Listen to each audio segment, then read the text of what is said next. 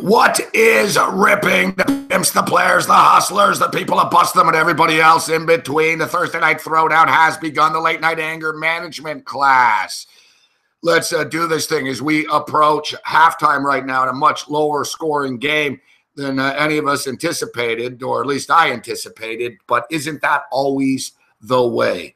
And we could have just cashed a late long field goal as the New England Patriots, two consecutive 15-yard penalties, gave us an opportunity to get that long field goal and an extra 3 points. Hey, it is what it is. We can't turn back the clock. Tampa are sort of in this football game, but not really. They're sort of playing like the Tampa Bay Buccaneers. You would expect them to play in a big game like this. So we'll get you the halftime number momentarily. We'll be keeping our eye on a lot of stuff here this evening. Listen, NC State and the Ville just started second half, 17-10 for the Pack. And we're on the Pack. Wolfpack, 22 seniors, revenge, vendetta. So we're on the NC State Wolfpack. And I didn't tweet this out because it wasn't a smart play, but I never said I was a smart guy. I took the NC State Wolfpack +3 in the second half. You know, I figured they're going to pull away. They're going to win this football game. They're going to beat down. I didn't want to lay 3 with the Ville in the second half. I figured, you know what, +3 is worth a look. Could have maybe taken the money line with NC State in the second half, but a similar situation, an extremely high total in this football game, and it's been playing to the under right now, 17-10. Yet it could open up, and I wouldn't be surprised if it does open up. And I got a small piece of the over in the second half as well. I went hard today, guys. I went all in, and it's not fully working out. But the props are their salvation.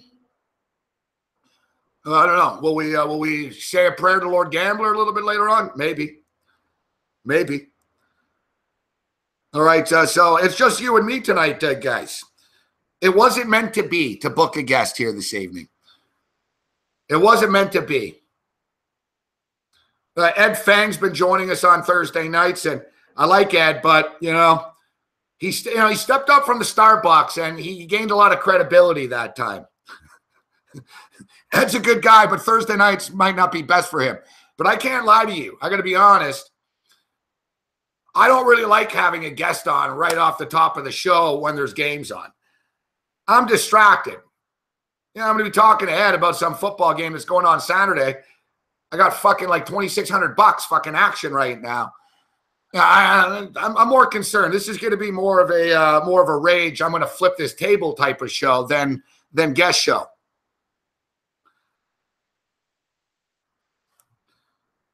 With all these games going on and live bets and my anger, I figured that's going to fill the space tonight. Now, to be honest with you, Ed normally joins us, can't do it. Paul Bovey. Bovey's the man. And a big man on campus is always ready to go. Our boy Paul Bovey. Bovey never says no. Paul Bovey fucking joined me from the fucking airport in Sacramento once. He had no power. In Sacramento, you need to pedal for power in the airport.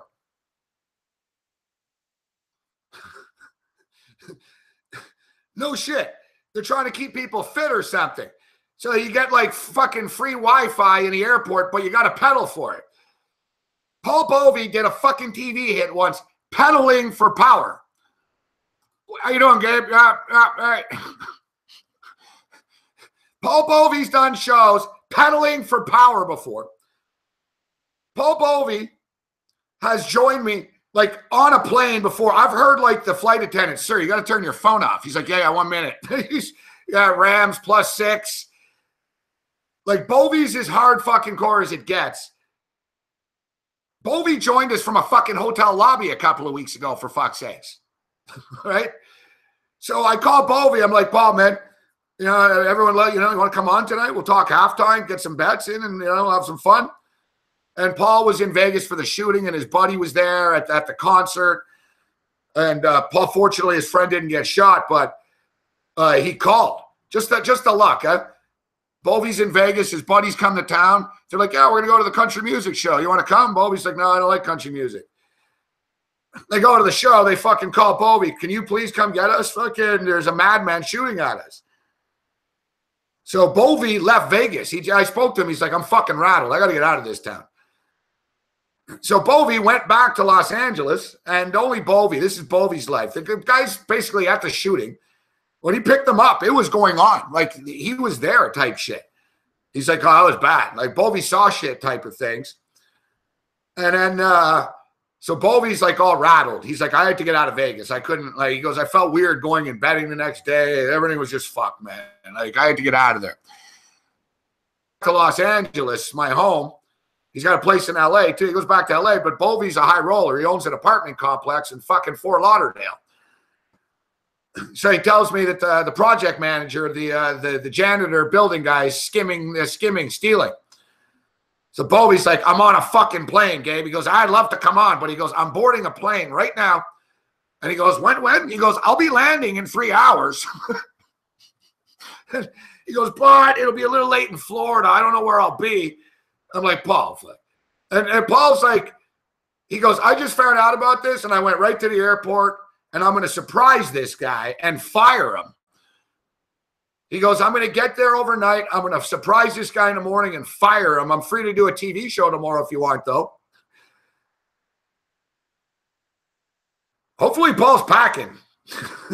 I don't know. This guy's ripping him off at the fucking complex. He's fucking rolling in there, fucking surprise firing in Fort Lauderdale. And Paul told me, he goes, Gabe, this building's not in a good part of town. And he goes, it's going to be a real, he goes, I'm really going into something here tomorrow. Like, I remember he did this. I remember like 2 years ago, he told me he's in Fort Lauderdale. He had a baseball bat and shit. So, like, I swear, like I said, I remember 2 years ago, Bovey told me, he goes, I got a problem with some tenants. And Bovey had a baseball bat. Bovey's from New York. He don't play around. You ever seen Bovey? He's ripped, fuck. That's all he does. He doesn't fucking, Bovey just works out all day, fuck. He watches games in front of a TV lifting weights, fuck. And he's a vindictive guy. So, like I swear to God, Bovey finds out. He goes, Gabe, he goes, I look at the books. He goes, I fucking couldn't believe it. He goes, I wanted to relax after everything happened in Vegas, but he goes, I can't do this. He goes, this guy's not getting away with this. I'm going to surprise ambush him in the morning. I'm on a plane right now. He goes, I'm at the airport. I just left my car. He's like, he's all rattled. I didn't even understand. He goes, I was in Vegas, but I went to California, and I was going to go back to Vegas to bet on the NFL, but I found out I got to go to Fort Lauderdale, and I got to go into the hood, and I got to fire this guy, and it's going to be crazy, but no one's going to rip off from fucking me, and I'm tired of this bullshit. He's done it before. I fucking warned him. This time it's fucking over, fuck. Because I remember last time he went to Fort Lauderdale, he told me, he said something about wish me luck, man. He goes, it's kind of crazy, this place.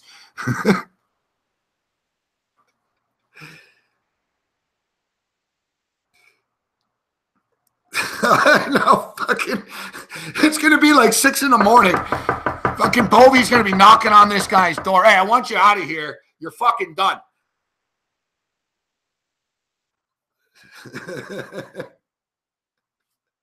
All right, let's get you a second half number here.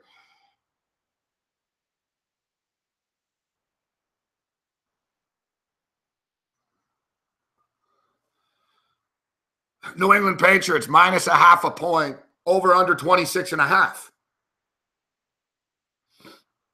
I don't know. Like, I feel like an idiot that I had confidence in Tampa Bay coming into this game. I really didn't have confidence in Tampa, but I like the over more than anything. New England's defense is playing well. Winston's kind of flaky, man. I said this on a radio show right before the game. I was concerned about this. Like, you really get the feeling that New England is going to pull away at any moment all the time. It's like Tampa are hanging on for dear life. Their kicker sucks. I watched the game last week against the Giants. It was the same bullshit last week. You fucking blow, Barth. Fuck you, Barth. Seriously, dude. There's people out there. There's good, honest, hardworking Americans, Canadians, Australians, and a few Brits. The rest of the world you can't trust. They had money on this. Good, honest, hardworking people. Everyone else, maybe, I I love the argument with Big Man Cam the other night when I said, who gives a fuck what the Dutch think? I'm like, who asked the Dutch anyways? Who asked the Dutch anyways?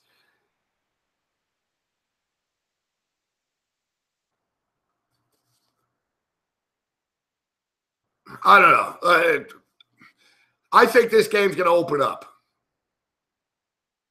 I think it's going to open up. I don't think, the first quarter of this game was just kind of weird. It was like an ugly college game. It was like both teams were nervous or something. It was bizarro world. Brady was confused, calling timeouts. Winston sailing balls. Very sloppy. I guess, we could say, it was the Thursday night type deal. Ooh, the Thursday nighter. But we saw, Winston, and the thing with Winston is too, the motherfucker just loves to float these balls up there, man. He just floats them up there. He thinks, oh, you know what? No one's open, so let me just float it up there. He did it like 3 times. Finally, he got picked late. I was hoping for a Patriots touchdown. Fuck. It's better if the Patriots just blow this thing open and the Bucs are really forced to just get aggressive. It's so stupid. The New England Patriots secondary blows, fucking attack it. The fucking Bucs are running fucking this low fucking tempo, these dumbass plays up the middle. I never liked Dirk Cutter, man. The guy's a fucking idiot. Fuck. Guy should be coaching Boise fucking State. Fire that jackass at Boise that's running the program into the ground and fucking give Cutter the fucking job back. So, yeah, whatever, man. I can't tell you to take the under. And I don't know. I guess a smart man would say take the fucking Patriots here, but I've already got the Bucs, so I'm praying for fucking Buccaneers, and it's going to happen. The power of positivity. Motherfuckers. The power of positivity. We got this.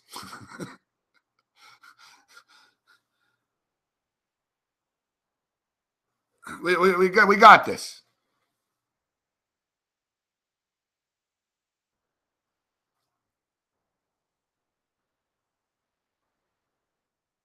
Why, are you proposing, Brian? Is that an offer?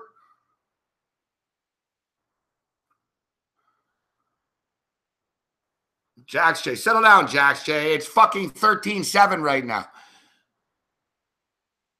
The spread came down, but it's not like the Patriots are running away with this game right now. What are you talking about? I'm the least positive person out there. That's not true at all, Husketeers. You don't know me.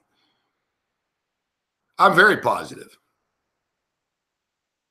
How do you think I've gotten so far? I'm very, very positive.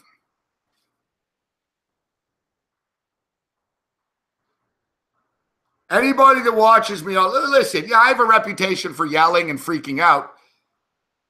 But, all right, question period's over, Brian. One more question. And, there's not going to be an answer coming.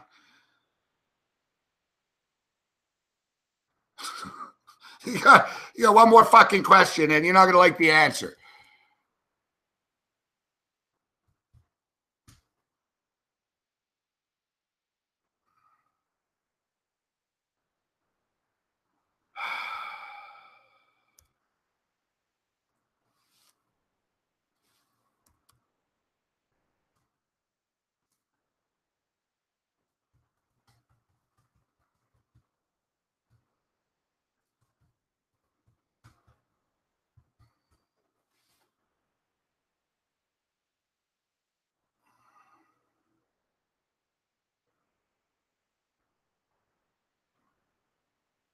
Boom, Chris Edge. Yeah, how about them Blackhawks? What's your deal, Robinson? I like you. I must have missed something, Robinson. Why is it do you think I'm sending you an Expos jersey? I might be an Expos ambassador. Like, you keep asking me about an Expos jersey. I don't know, man. Go on to MLB.fucking.com. Those cocksuckers own the fucking rights to the thing. So go on to MLB.com, and I'm sure you can buy an Expos jersey. What do you want, my clothes? For you? You want me to send me my Expo jersey? Is that what you're getting at? You don't want my clothes, right? They don't smell good.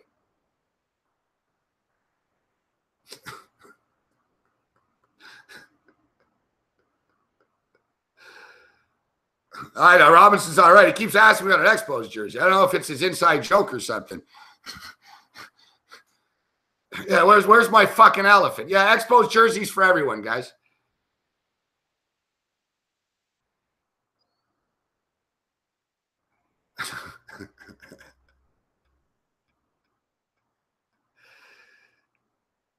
No, I know. It's all good, Robinson. All right, second half started. Come on, Jameis Winston. Move the fucking ball.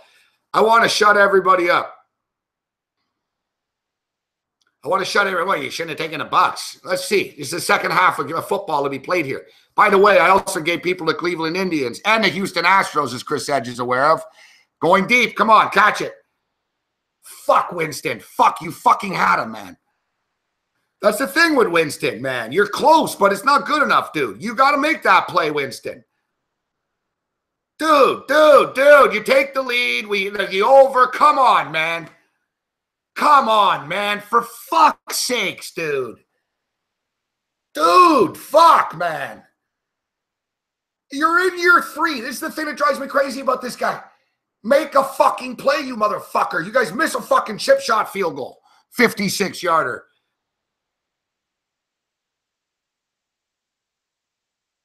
School kids are hitting 56-yarders. You miss a kick, you miss a bomb, you're playing the Patriots. Now the Patriots are going to bleed this fucking clock for 6 fucking minutes. Make a fucking play, you orange jersey fucking popsicle cocksuckers.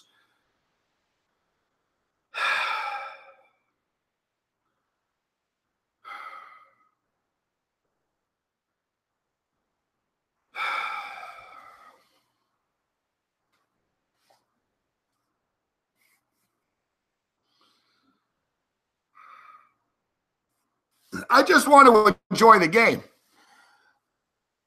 I just want to enjoy the game. I don't want, I don't want to stress out like this. I can handle losing a bet.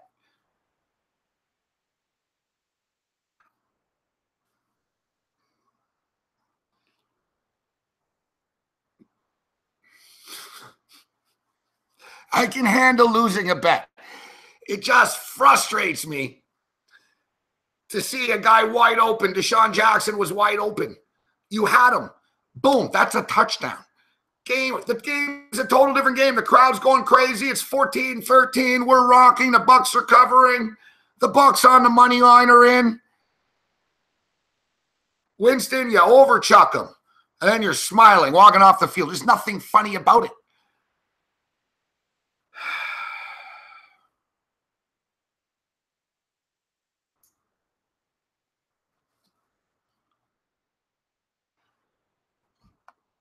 We're not giving up, though.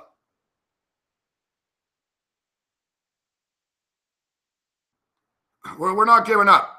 I said, people are negativity. I'm taking it this week. I'm out of touch. I'm negative. What's next? Come on. I'm the most fucking positive motherfucker on the fucking in the sports media, you fucking pricks.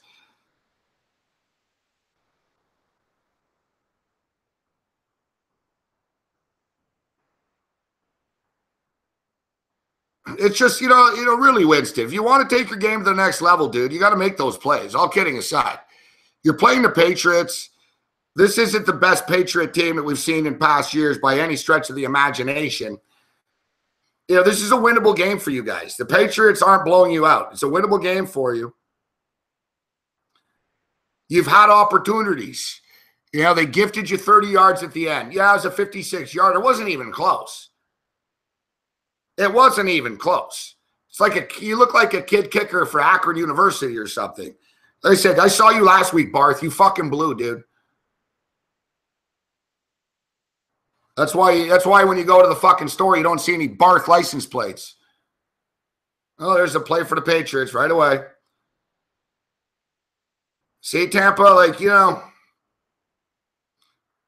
Another thing was, it was 3rd and 3. Just get the damn first down. What were you guys going deep for anyways? Speaking of college kickers, oh, look at this. Fucking kid just drilled a fucking 48-yarder for Louisville. That's better than you, Connor Barth. You're fired, Barth. Seriously, a kid on Louisville, no problem. It would have been good from 56. Brady going deep.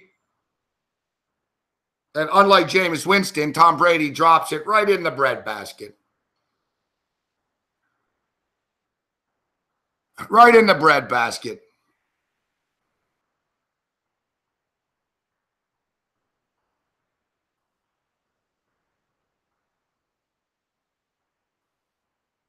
The difference between being a good team and being the Tampa Bay Buccaneers, evidently.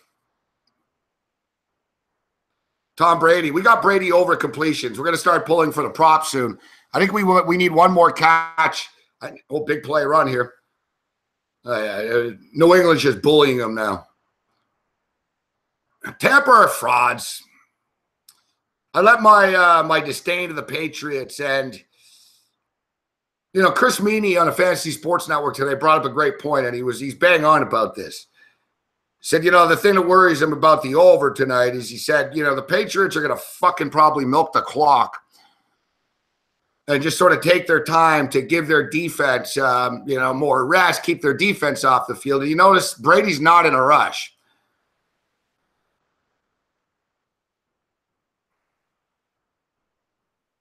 I don't know how many flags you guys can throw on one play there, but they threw a lot of flags on that one. This play's coming back. Anyways, if there's one thing we learned, the NFL is a weird league. A lot of stuff can happen here in this football game, and I expect a lot of stuff to still happen in this football game. So Trevor Bauer had a no-hitter going through, 4-0 Indians right now? This looks like it might be the first game to go under the number. We talked a lot of Major League Baseball playoffs this week, and, you look at these games, and I always said this, you get these pitchers in these spots, and people think the game ones are always going to be low scoring and stuff. You look at the Astros and the Red Sox today. That was a nice one today. Oh, Hogan, boom, goes over the 4.5. We didn't give the Hogan over 4.5 on Game Time Decisions today, but I did tweet it out this evening before the game. Said with Gronkowski out now, Hogan's numbers go up. It was 4.5. I think that's his 5th catch. It might be his 6th. He might have already been there. I haven't looked, but we got Brady over 26.5 completions. That's getting there. He's just picking them apart, wide open right there. I don't know. Fucking Buddy fell. Looks like there's a defensive holding penalty coming up here anyways. And it looks like it's going to be 20-7 momentarily. It's 4-0 in this baseball game, and it'd be nice if there was another baseball game right now. Another one coming on. Give me some Dodgers action here in the late night hours. Great time of the sports here. Do we have hockey? I guess we got the LA Kings coming up. Great call by Babano. Except Babano is no longer known as Babano. He's forever known as Pee-wee. Pee-wee's Pick House said, shout out to Jesse. Big man on campus saw it. Might be the best piece of work on the internet ever done. And you know what's crazy? I can't believe that it took me so long to figure out that Babano looked like Pee-wee Herman. Like, I swear, like when I saw this Photoshop of Babano's head on Pee-wee Herman's body, it took me like a minute. I was like, I don't get this. So, all right, look, it's Pee-wee Herman. Then I realized, no, it's actually, like it's that seamless.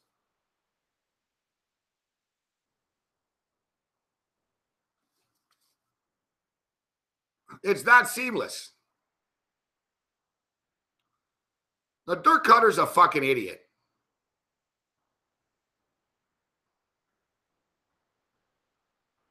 Oh, fuck, my screen just keeps going green for a second.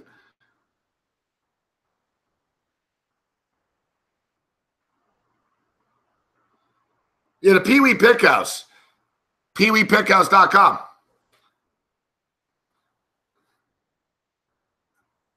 That'd be great, Pee-wee's Picks.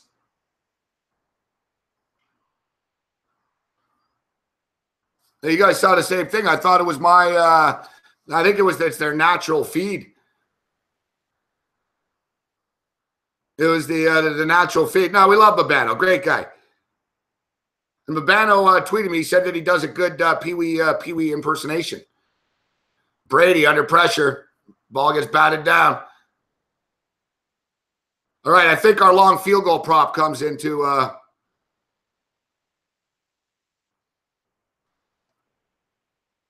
our long field goal prop comes into play here. And unlike Connor Barth, who's a fucking piece of crap, this guy won't miss.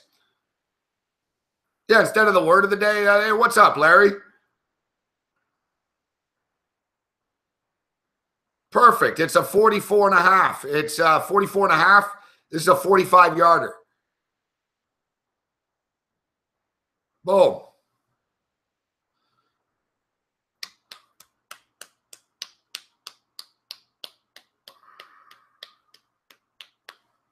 Oh, Nick Folk, Connor Barth. Nick Folk. Nick Falk. Who's Connor Barth on? He fucked me last week, too. What team's Barth on? I saw Barth miss a fucking kick the other day.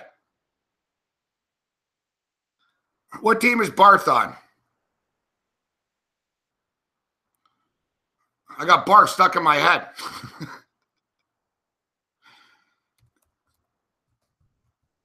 Barth fucked me for a long field goal prop the other night.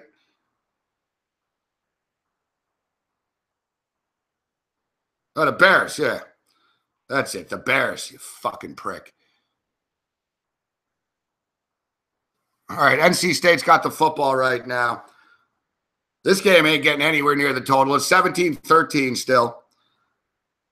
3rd and 15 coming up. Louisville's putting a little pressure on these guys.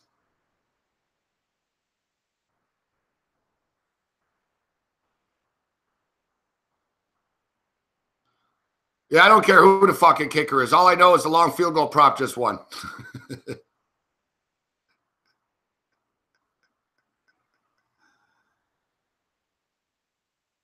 Yeah, we'll get you on in a few minutes. We'll take a break, and then we'll get Big Man off for a few minutes.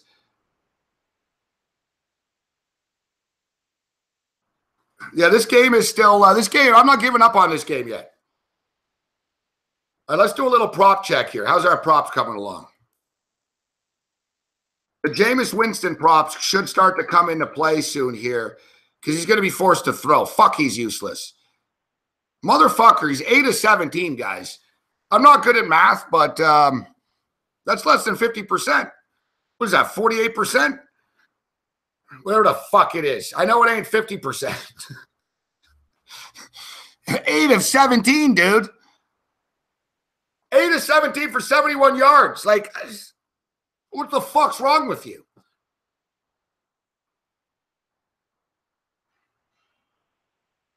You know, Deshaun Jackson, 1 catch, 11 yards. I didn't play these guys' props. There was value on the Pats side of the ledger with the props. All right, so Chris Hogan's cashed. He's in. We've got 5. That's good. We need Tom Brady, 27 completions. He's at 21 right now. We need Jameis Winston to get to 24 completions. He's at 8, which this isn't out of the realm. He'll get this too. 16-7 right now. This is painful for the fucking over-bettors such as myself. Ooh, NC State got a big first down. Broke the play here, NC State. NC State's balling. Last year, they got fucking blasted by these guys, 54-13. It was a nice revenge spot here.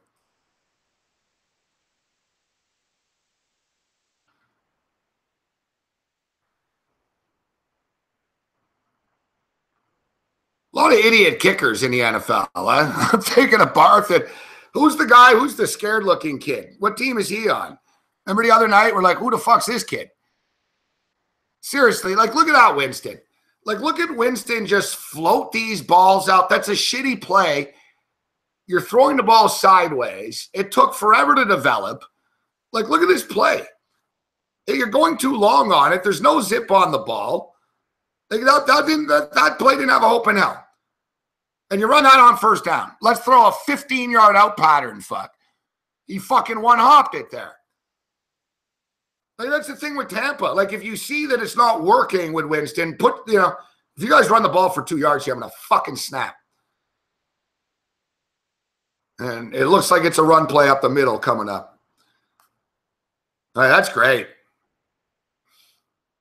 That's great. Like, yeah, I'm a fucking idiot, and I could fucking tell that was coming. That was just like a wasted down right there.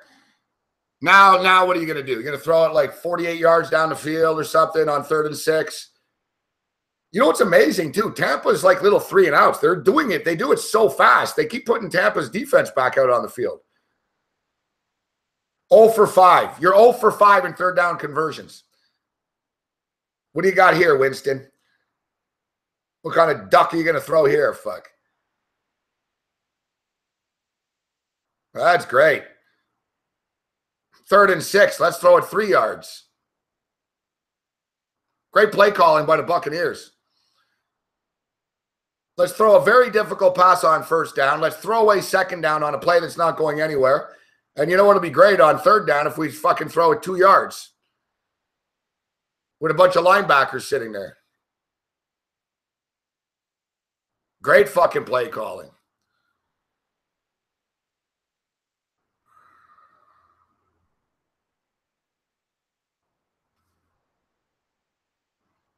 Like, what the fuck are they fucking doing, man?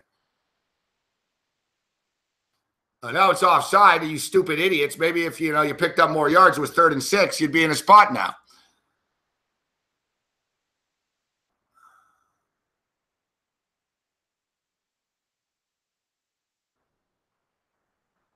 I'm getting fucking frustrated now, man. You're fucking useless, Tampa. You can't execute fucking anything. Like, think. Why don't you think? All right, NC State scored. Why don't you think? Oh, you can't just keep giving the ball back to the Patriots. We're fucking lucky they keep kicking field goals. Oh, they got the 1st down out of it. There you go. I thought it was 3rd and 6. I thought it was 3rd and 6. Was it 3rd and 5? I know, like the Patriots, man, look, it's like 4 big penalties the Patriots have committed in this game. Winston, 10 at 20. No, I'm not from Scarborough, Slew.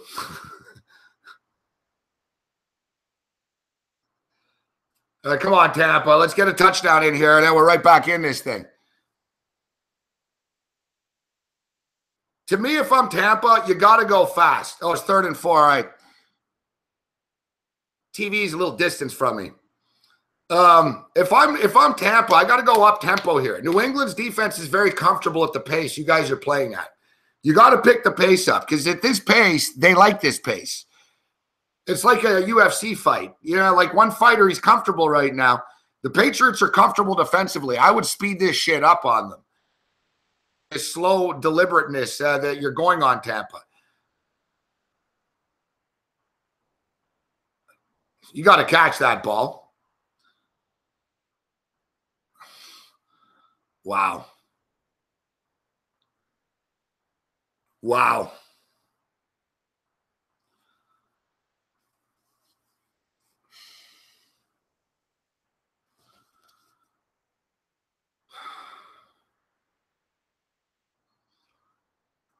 Wasn't a great pass by Winston, but you got to catch that.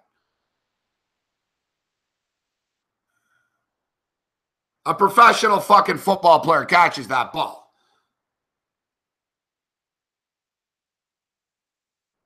Motherfuck, man. Like, everything is too slow to develop. And now what? Now you're going to fucking like a wasted. This is unfucking believable. Like, everything is too slow to develop with Tampa. It's like Winston needs everyone to be wide open, for him to hit them.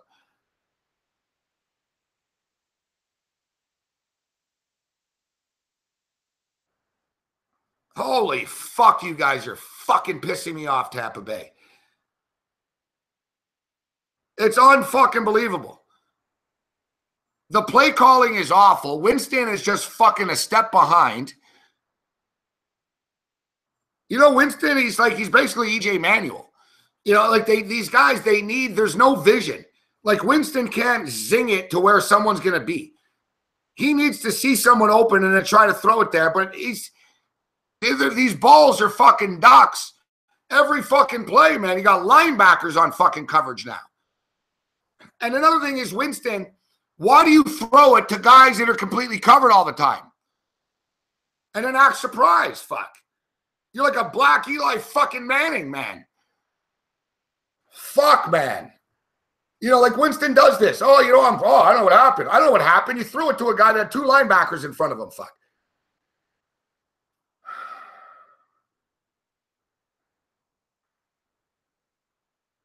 I know. It's the Florida State thing.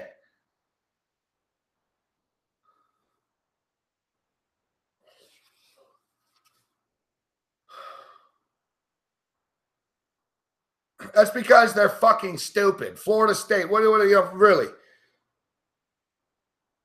Florida State beat up on bad teams. They never beat anybody good. Yeah. Without being stated, I like the Raiders this week with EJ Manuel.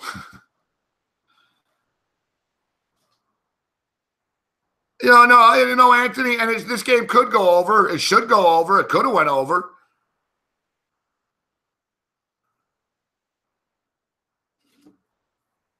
It should have. It could have. How many times? How many times did the Patriots have 3 field goals? They've been in the red zone. You know, they keep getting stuffed field goals. Tampa Bay misses a kick. 3 yards. Oh, it's a tough kick. All right. Nick Folk. Jameis Winston misses a wide open Deshaun Jackson. That's 7 points. Like, there should literally be another 17 points on the board in this game, and this game's ready to go over the number right now. There's no way in hell this game's going over the number now. The end game is probably about fucking 41 and a half. 43 and a half. The new number right now, New England Patriots minus 9.5, over under 43 and a half. I think it gets there still, but will it? You know, Tampa Bay scored 1 fucking touchdown. They've done nothing. And now, you know now the Patriots, they're going to just bleed the clock soon. They're 1 score away from doing this. And, that's the thing. Brady doesn't make mistakes. Right? So, Brady's not going to miss a guy. Brady's not going to turn it over. So, unless you're on Tampa, what are you going to do now, Tampa? You're not going to be able to stop this. It's just going to be dink and dunk, and then they'll fucking kick another fucking field goal after. That fucking play, man, out of the gate in the second half. If Jameis Winston hits Deshaun Jackson there, everything changes, man. Boom, 16-14. We're at 30 points right out of the gate. Here we are now, fucking 9 minutes in, nothing. And look at that, big catch. Everyone on Tampa just fucking angers me, man. It really is. Like, this game is really fucking making my blood boil now watching them. You're just so casual and shit. I should pay attention to the NC State game. I'm on NC State at least. All right, penalty.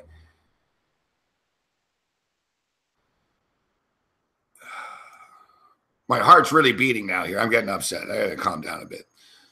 I got to accept this game's gone. I got to, all we need is a miracle from Tampa. Fuck. 1 score. We're 1 score away from covering the spread. The over's dead. The over's gone. 2nd and 13. Stop showing Gronkowski. Fuck. He's not playing. 2nd and 13. Do something here. Fuck. Yeah, that's great. 2nd and 13. You give up 14. It's like they don't even have to work for it. Oh, what do we need? 13? All right, let's just throw it. See, look at the Tampa Bay Buccaneers. The Buccaneers need 6 yards. They throw it 2 yards. The Patriots need 13 yards. They throw it 15 yards. Look at Tampa's secondary. It's like a fucking practice. Fuck. Amendola just goes over the middle. Buccaneers secondary. You guys fucking suck, Tampa's secondary, man. We're going to get the Brady prop over here at completions on this drive, though, at least. Empty back set. Here's another complete pass. Why it's not going to be incomplete. Oh, incomplete. So Brady missed the pass. The only way, the only way that they can stop themselves. Oh, fuck. Like I said, I was on Tampa radio last week, and I said Dirk Cutter sucked, and I got cut off. Fuck. I asked them after. I said, "Are you guys the rights holders to the Bucs?" They're like, "Yeah." Well, at least I was right. We'll see if I'm on that show tomorrow. I'm supposed to be. Fuck, this game is fucking pissing me off, man. Now here's Brady back to pass again. Great coverage. I love how on every play after the play, Tampa's DBs act like they got screwed.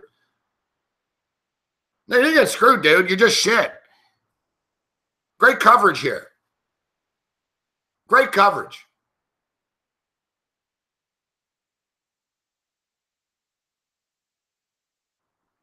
Great coverage.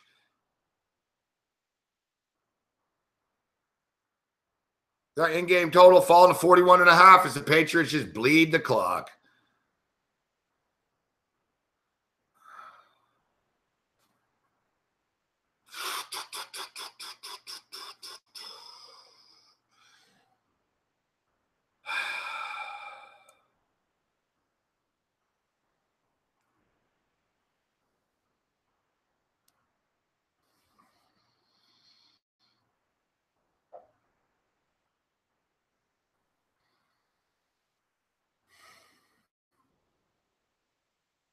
You're a fucking idiot. This needs to stop now. I agree. I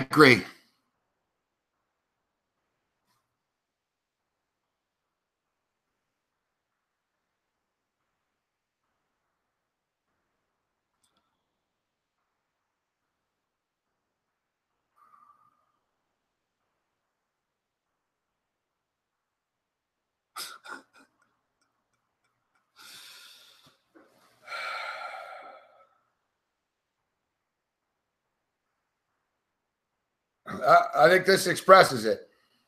Dirk Cutter, Jameis Winston. You're a fucking idiot. This needs to stop now.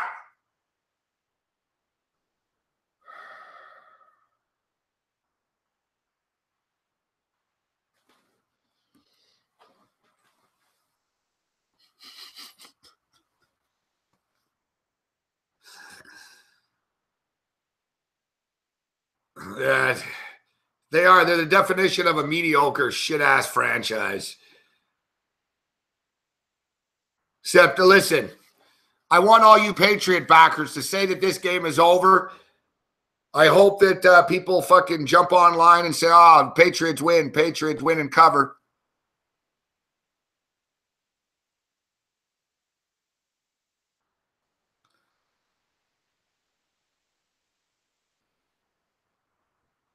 What's this? Drew's trying to start trouble?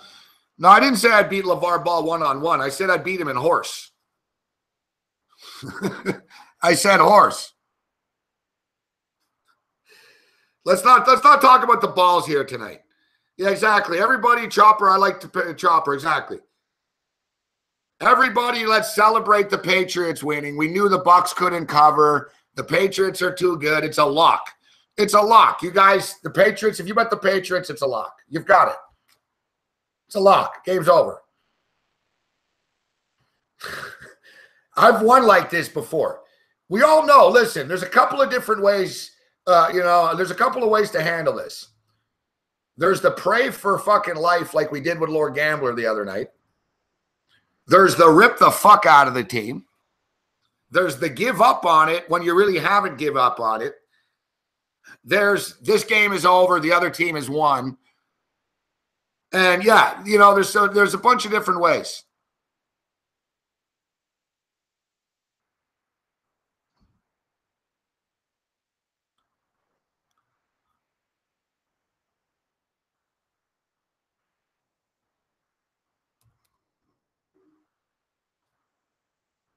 Well, it looks like we have our first troll of the evening.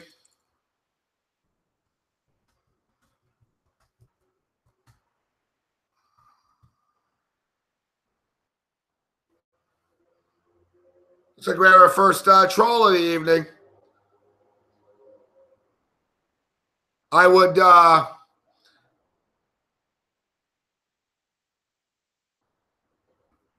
bust out the heavy machinery right now, but out of respect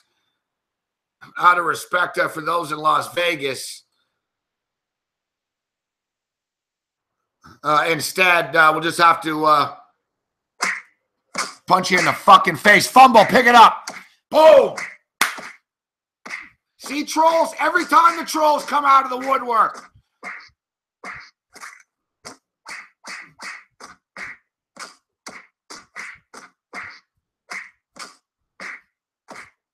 How do you like this bald fucker now, fucking bitch?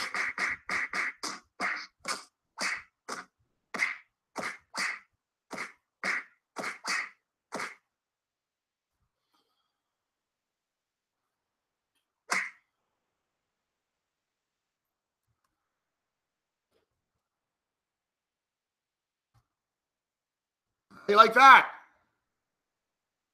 Who wants a piece? Let's go, Tampa.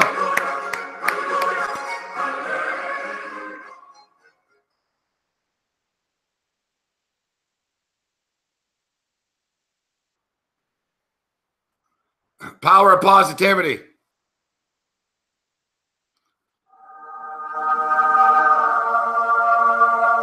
And it all began with a midfield fumble. That's Tom Brady. And the New England Patriots allowed the Tampa Bay Buccaneers to stay alive. Can they take advantage?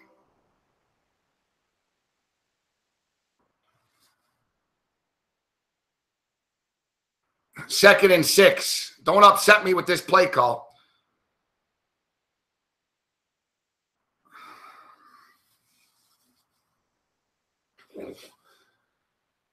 Like, really, what are you doing? What are you doing? Why is every play like in slow motion with you guys? Like, are you guys smoking for? What are you guys on? Yeah. What strain are you guys smoking here tonight?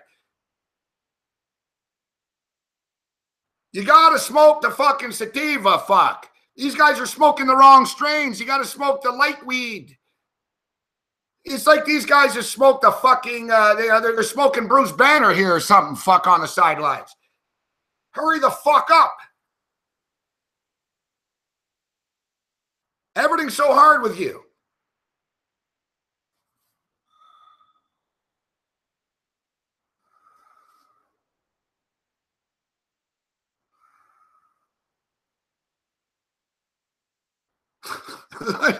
We're all dying here. Who the fuck's the OC, man? Who is I don't even know who the fucking OC is. I don't know, I'm kind of tired today. I'm not operating the best. Come on. Like, yeah, Winston. All right. It ain't pretty, but we're moving the ball. It's like, Winston, why do you do that? All right, I got nothing here. I'm going to throw it to this guy that's got absolutely nothing.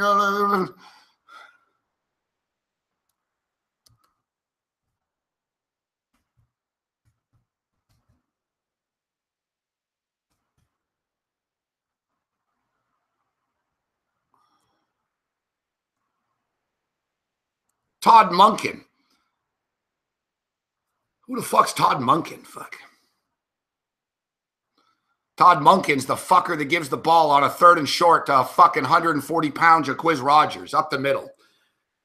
Like, are you really? Like, we're like, you know what? Yeah, let's give it to the smallest guy in the fucking field and have him try to run through the tackles on a 3rd and 2. Let's take Doug Martin out. You know what? Let's give it to Quiz Rogers and have him fucking running. You're 48 pounds, but, you know. Like, you're fucking morons. Dirk fucking Cutter, Todd fucking Monken. What's your fucking resume, Monken?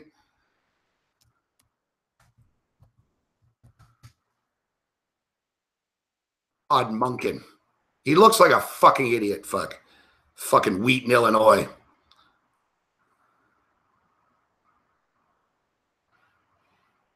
Oh, that's right. He was the head coach at Southern Miss, when they were like 0-15 every year, 0-12 every year. A great hire, Southern Miss football, yeah. Southern Miss football, 2013.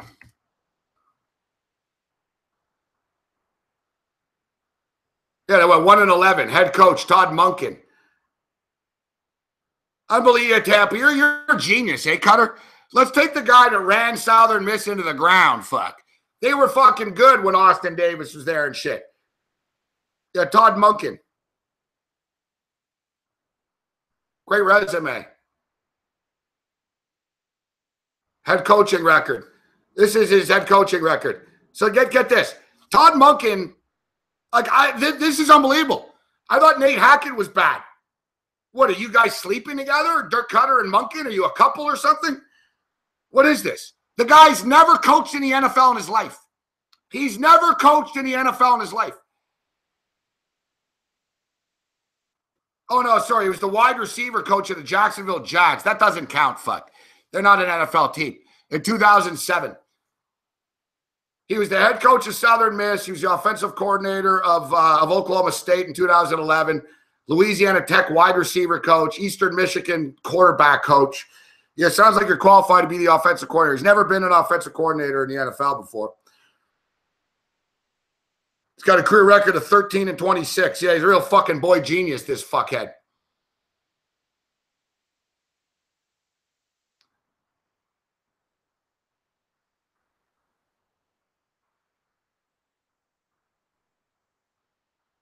What's going on in this? What's going on in the Yankee game? Yeah, you know what? I'm so caught up and I'm so angry. And I'm not enjoying the NC State game. I forgot about the baseball game. Why? The Yankees coming back, Edge? I'm going to fucking flip. Fucking hockey on TV. Where's the baseball?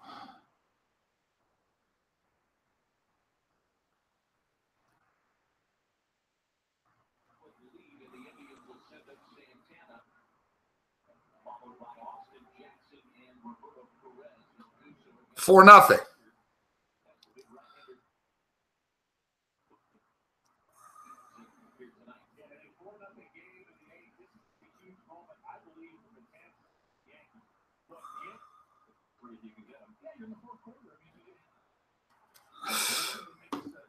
So they will get 3 out of this.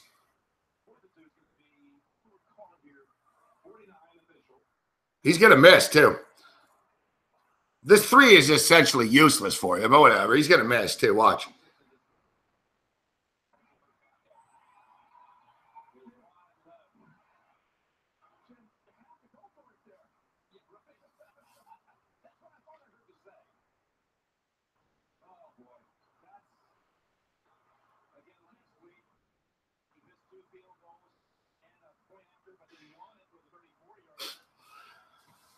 Fucking kid, the kid.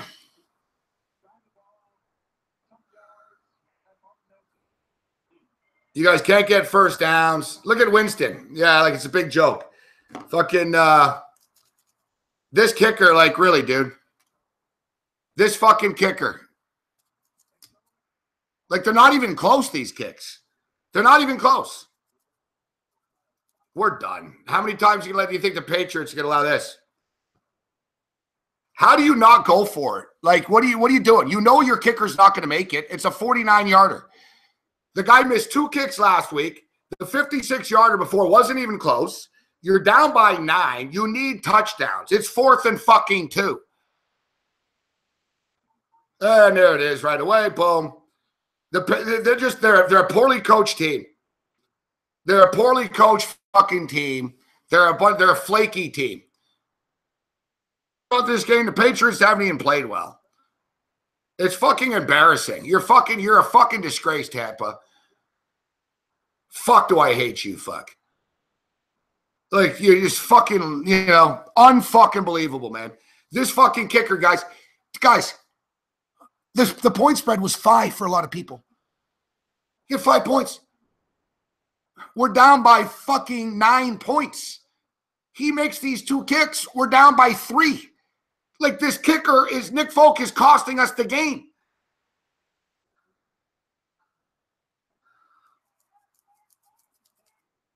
Like, no, but the thing is, you know your kicker sucks, so why put him in this spot to make a 49-yarder to get 3 points and mean nothing?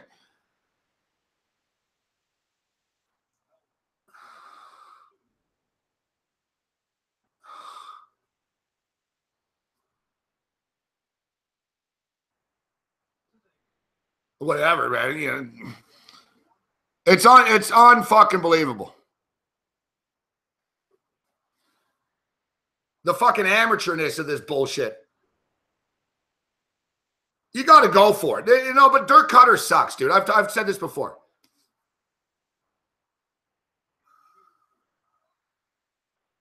Third and 8.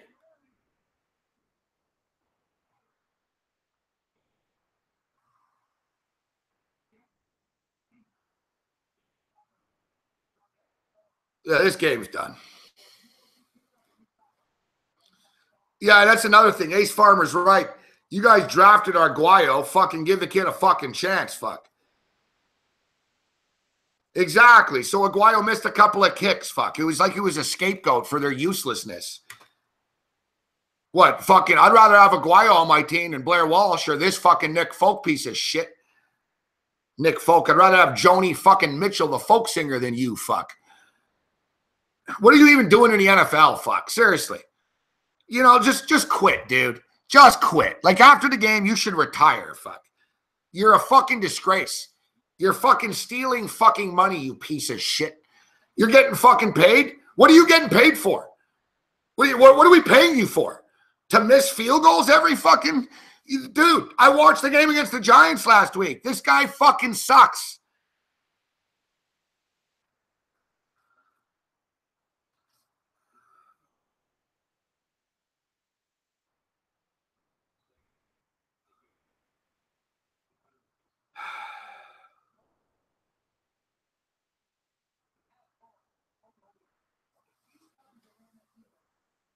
Yeah, it's not the end of the world for me either, Stooch. We're on NC State. We're on the fucking Cleveland Indians. How are our props doing? Is Brady there yet? No, man. Pee-wee's Playhouse not happy right now.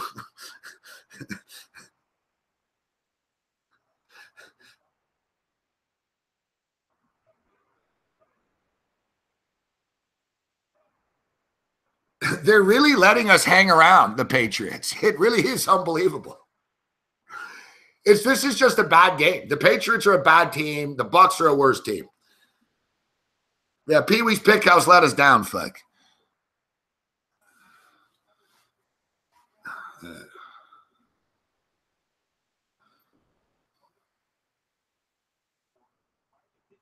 We're still in this. We're still in this.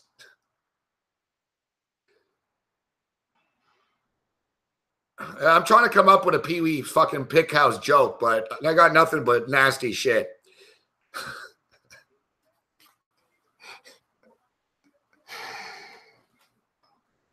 I was going to say we're getting jizzed on, fuck. That's what I was going to say. Fucking Pee-wee fucking made the fucking play, and we're getting jizzed on.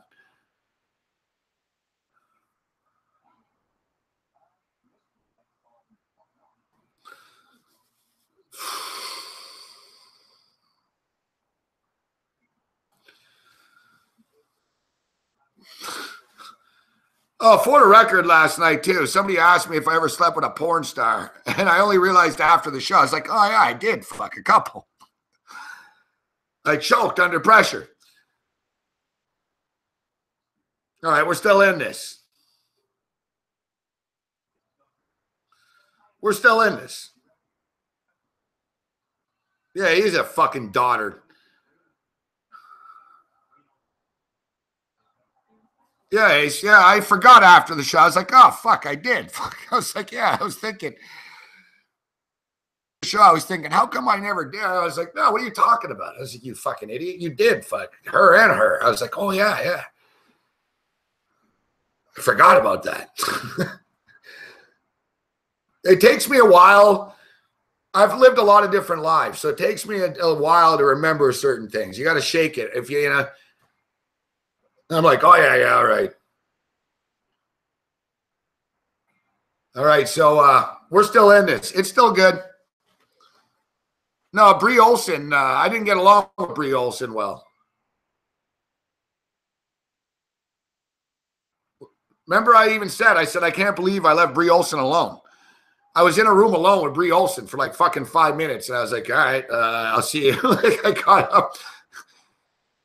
It was right around that Charlie Sheen shit. She wasn't a very happy chick. I could tell she didn't like you can tell which girls hate their job and which don't mind. She didn't like it. No, I didn't sleep with Tori Black. I'd like to. Tori Black's a nice girl, though.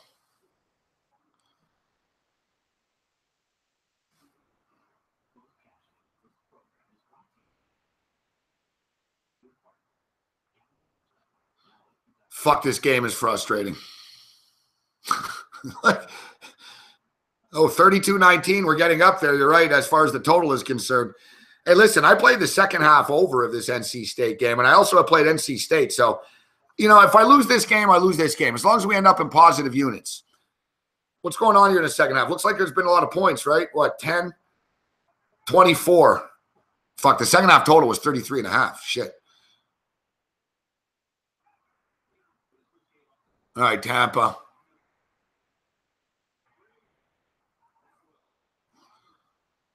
Wow.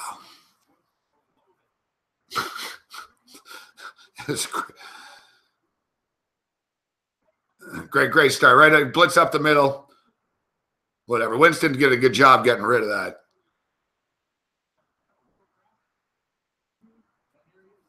But it's on Todd Monk. Like, how is Todd Monken seriously the offensive coordinator?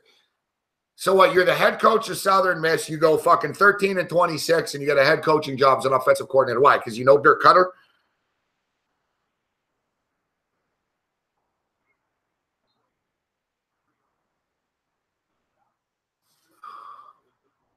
I'm a little bit concerned here about Brady. Where's Brady for the completions? Oh, 28. We got it. Okay, so Hogan's there. Brady's there. Brady's not going to throw 2.5 touchdowns. The long field goal cashes. So we're 3-1 on the prop so far. Jameis Winston's so useless. He's 14-27. We need 11 more completions. Fuck, you're bad, Jameis. 117 fucking yards passing, Jameis. Great game, bro. Great fucking game.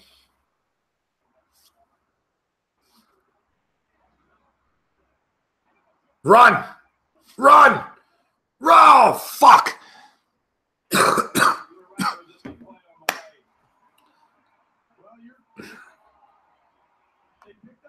That's really like a miracle.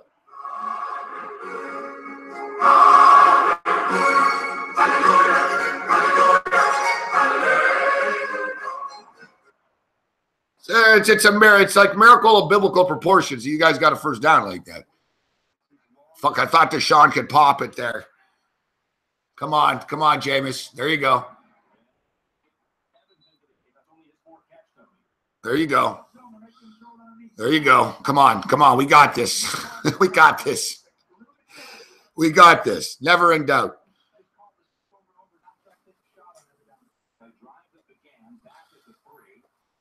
All right, I'll send over Big Man link here if he wants to step up and in during the end of this NC State game.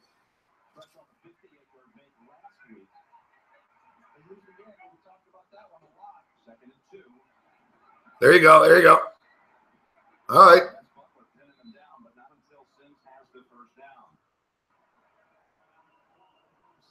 You know what's crazy, too? You fuckhead, if you would have made these field goals, we could be taking a lead, asshole. It's just, it's unbelievable.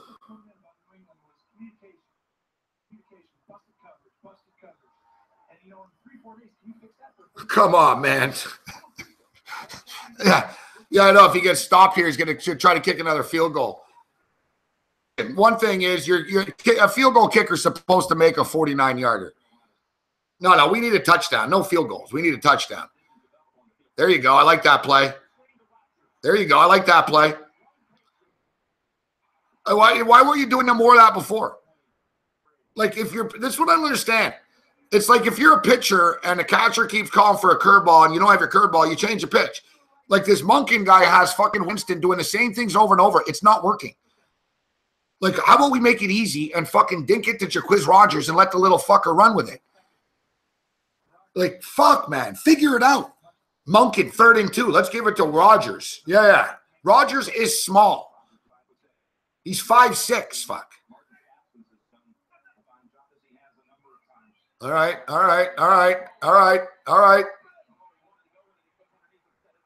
Fuck, he had a guy open in the fucking end zone.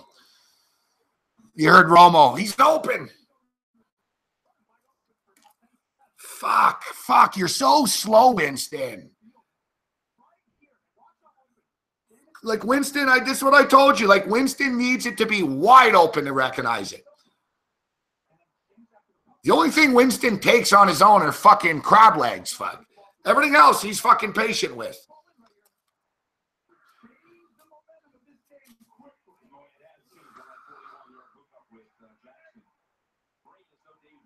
Evans does look a little slow.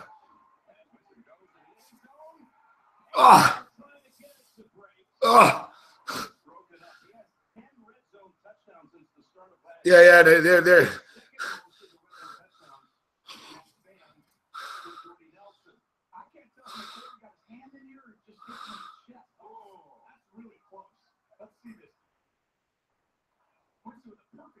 Fuck, Brait.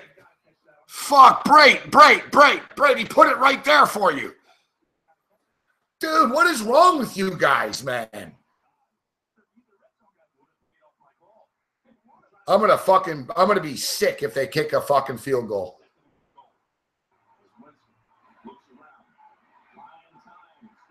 Run, Jameis.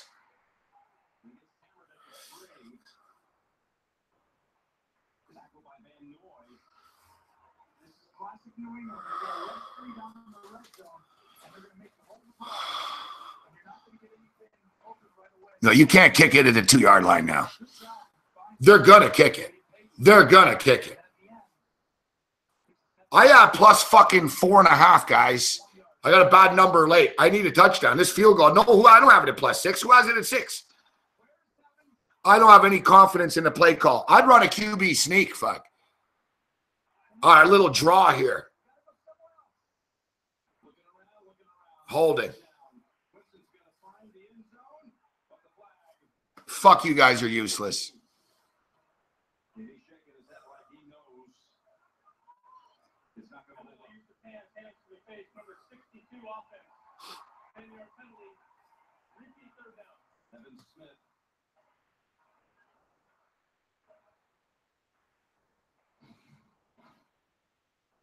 You're going to see Smith right there in his hand, right up into his neck, and then just decides to throw him down. Not even anything to do with the play. That's a big call. Well, now you got. Yeah, but now it screws us because now they won't even consider going for it. Before, they would have went for it.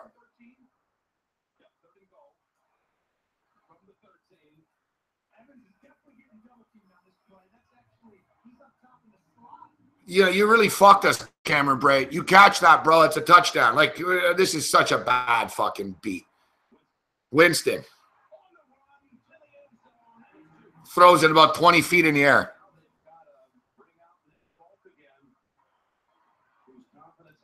Look at Winston looks confused after all the time, like Eli. Well, it's not confusing, bro. You threw it 15 yards in the air.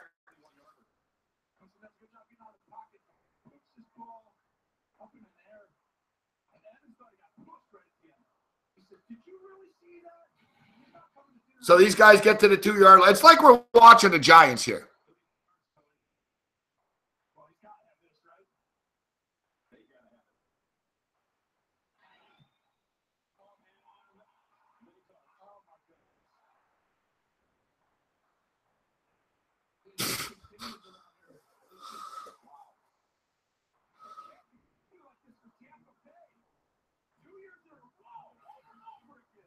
Are you fucking kidding me? Are you fucking kidding me?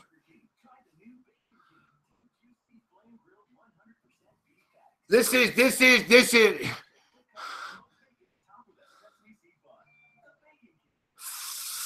Fuck.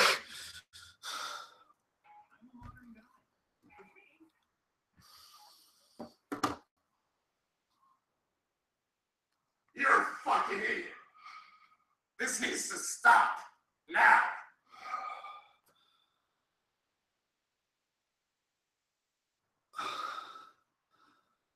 Holy shit, guys. A 33-yarder. A 33-yarder. I can't believe this is the same guy that hit that 50-plus yarder at that Bills game I was at with Tony Romo on Monday Night Football years ago. He missed 3 kicks. He cost us the game. Do the math. We're down by 9. We're plus 5. The guys missed 3 field goals. All right, I cut you slack for the 56-yarder. You missed a 49 and a 30 now 1-yarder. We cover the game. This guy is costing us. Like this, I hope you're happy. Yeah, this is the last time you're ever playing in the NFL, you motherfucking cocksucker. I hope you save your jersey.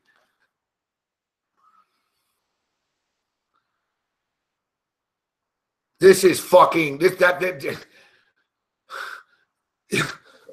you miss a 31-yard, not even close, a 31-yarder.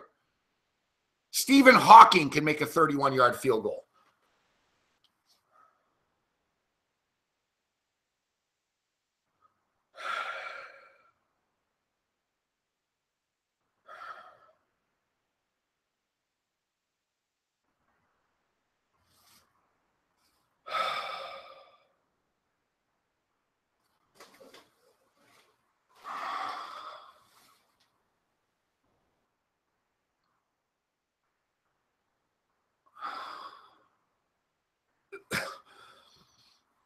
The thing is, it's not just the kicker, but it's this is, yeah. No, at this point, let the punter fucking kick the field goal. You're telling me that an NFL punter can't make a 31-yard field goal? A 31-yarder, that's shorter than an extra point, dude. You just missed an extra point. Like, it's deflating. It's deflating.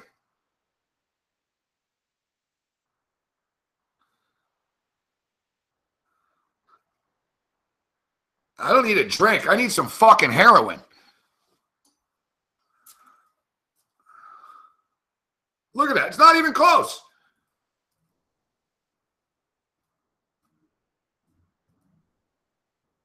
Yeah, he's missed 5 of his last 7 field goals. So, yeah, great job, Cutter, letting this guy kick a 49-yarder before. When you know he's missed the field goal. That's what I'm saying. And look at this. New England are letting us hang around.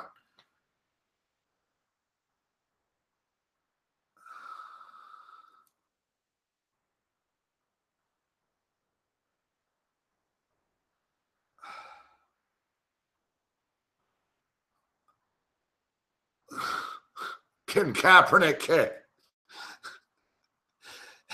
He can kick better than this guy. Yeah, he can kick better than this guy. Next Thursday, Philadelphia and Carolina. That sexist Cam Newton. Yeah, look at Nick Falk. You know you're sitting there, you know, Deshaun Jackson just went over to him and said, listen, bro, can I get your parking spot? It's a lot closer to the exit, you know, because you know. That's it. You know, Deshaun Jackson's not like it's going to be okay. He's like, hey, can I get your parking spot when you go? Can you put it in? I want your spot. Get him, get him, get him. Get him, fuck. All right, guys, we have another fucking chance here. Give us a fucking touchdown.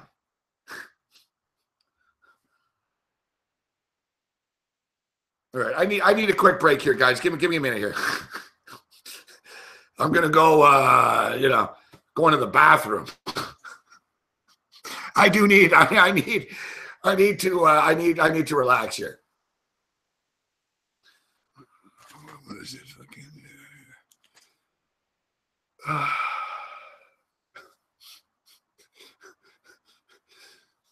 All right. Give me a minute here. Smoke him if you got him.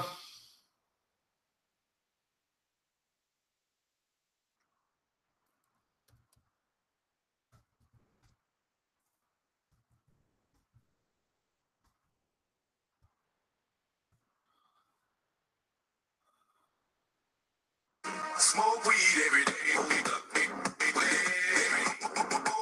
Smoke weed every day. Smoke weed every day. Smoke weed every day. You got something to give us so.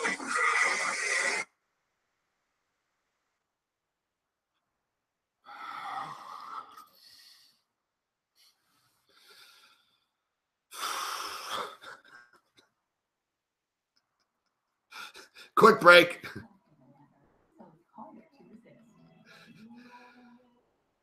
Yeah, walk your dog, go to the bathroom, get a drink, do what you got to do.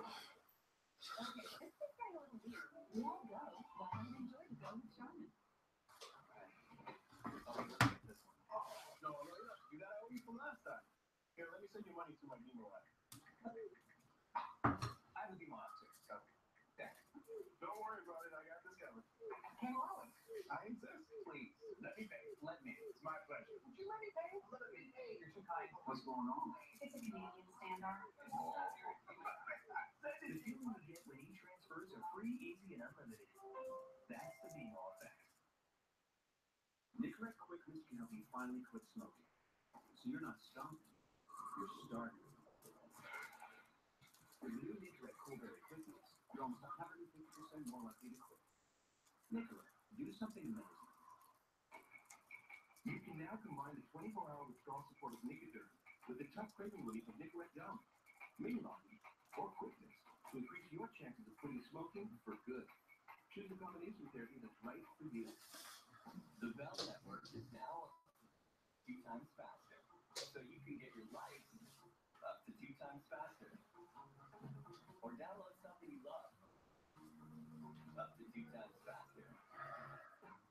You can get the latest store up to 2 times faster, or even set a new one up to 2 times faster. Canada's best national network is now up to 2 times faster. I've never seen you like this. Every time you say you're evil, I know that's not who you really are. Thing about who I am, Lucifer, on new.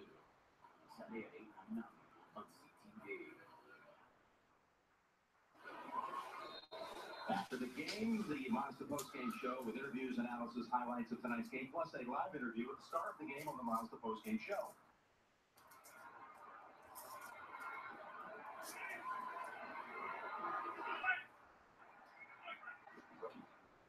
Bucks. Big hit, somehow bouncing off of it. That's Humphries. Out to the 42. He was really slammed by Gilmore. Listen. Somehow didn't go down. Bucks need 2 scores. They've got 1 timeout and 4 minutes to play. Touch to Sims for 7. James versus 2 men taking his back over the ball. It's a good decision. Get him on the ball, just keep going. Model huddle, we call it. Kind of little babyish huddle up and get up there quickly. They rush 5. The pass is wide of Humphries this time.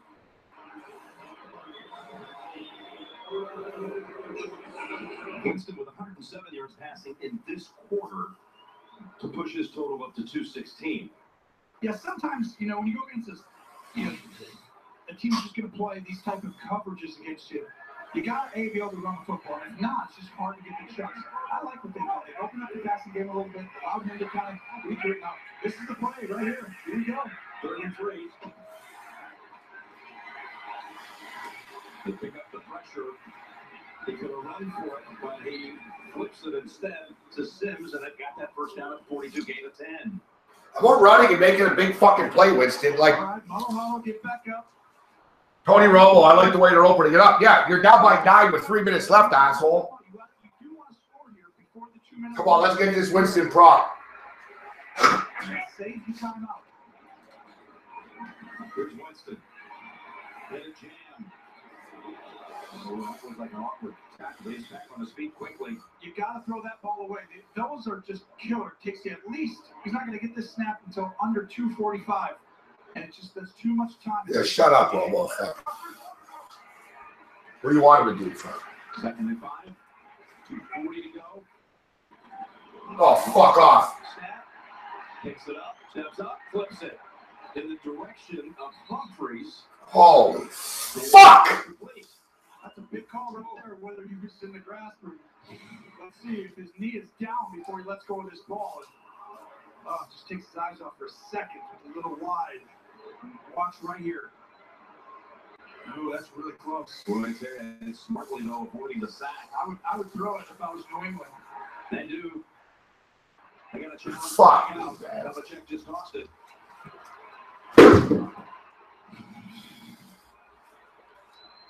Takes him out of field goal range. I mean, there's a lot of reasons to do it. New England is challenging the ruling on the field of an incomplete pass. They're saying the runner's knee was down prior to the forward pass. We'll review the play. You had one look at it, and it's really close. It's real close. I mean, It's not close. He's fucking down. Fuck. You know, guy in the back works the camera director can stop this right at the moment. That looks down to me. That finger on the ball? Yeah, it's out of his hand. Maybe it's a frame behind that. Let's see. He looks down. That looks down right there. Still in the control of it. That looks down to me. Yeah, no shit. Right there. If that holds up the way it looks to us right there, it's. Oh yeah, it's just.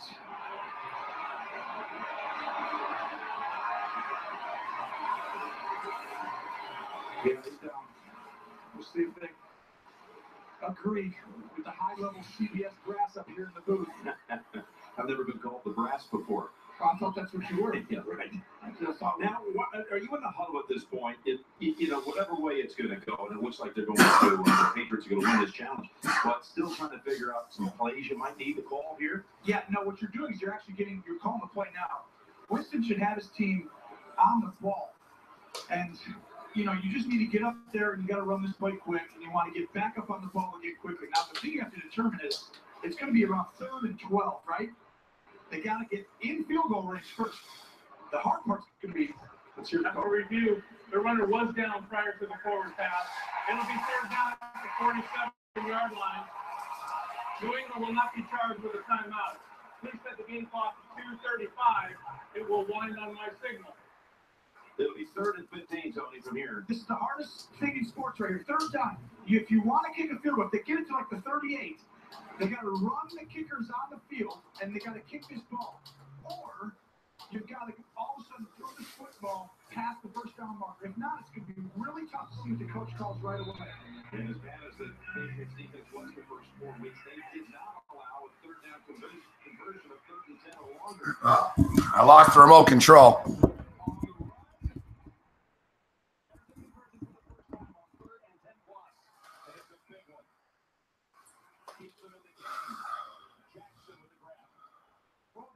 Extending the play just in the soft zone. Deshaun gets in between. Did he get his feet in there? I'm not even sure.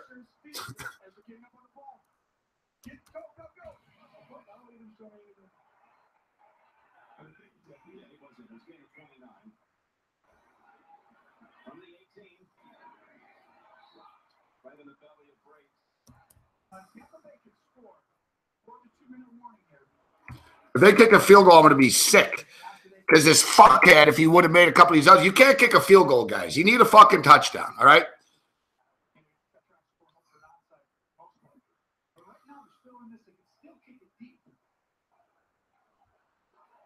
Yeah, Sheldog checks in.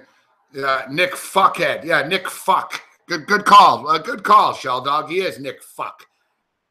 Can I say that he's going to ruin your Sunday on a Thursday? Yeah, he did. This fucking guy's unfucking believable. All right, big man. I sent you over a link, buddy. Yo. Or Winston. Yes!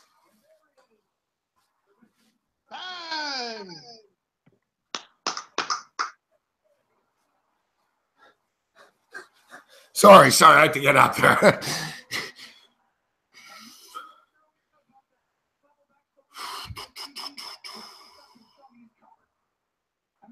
Boom, boom, boom, baby.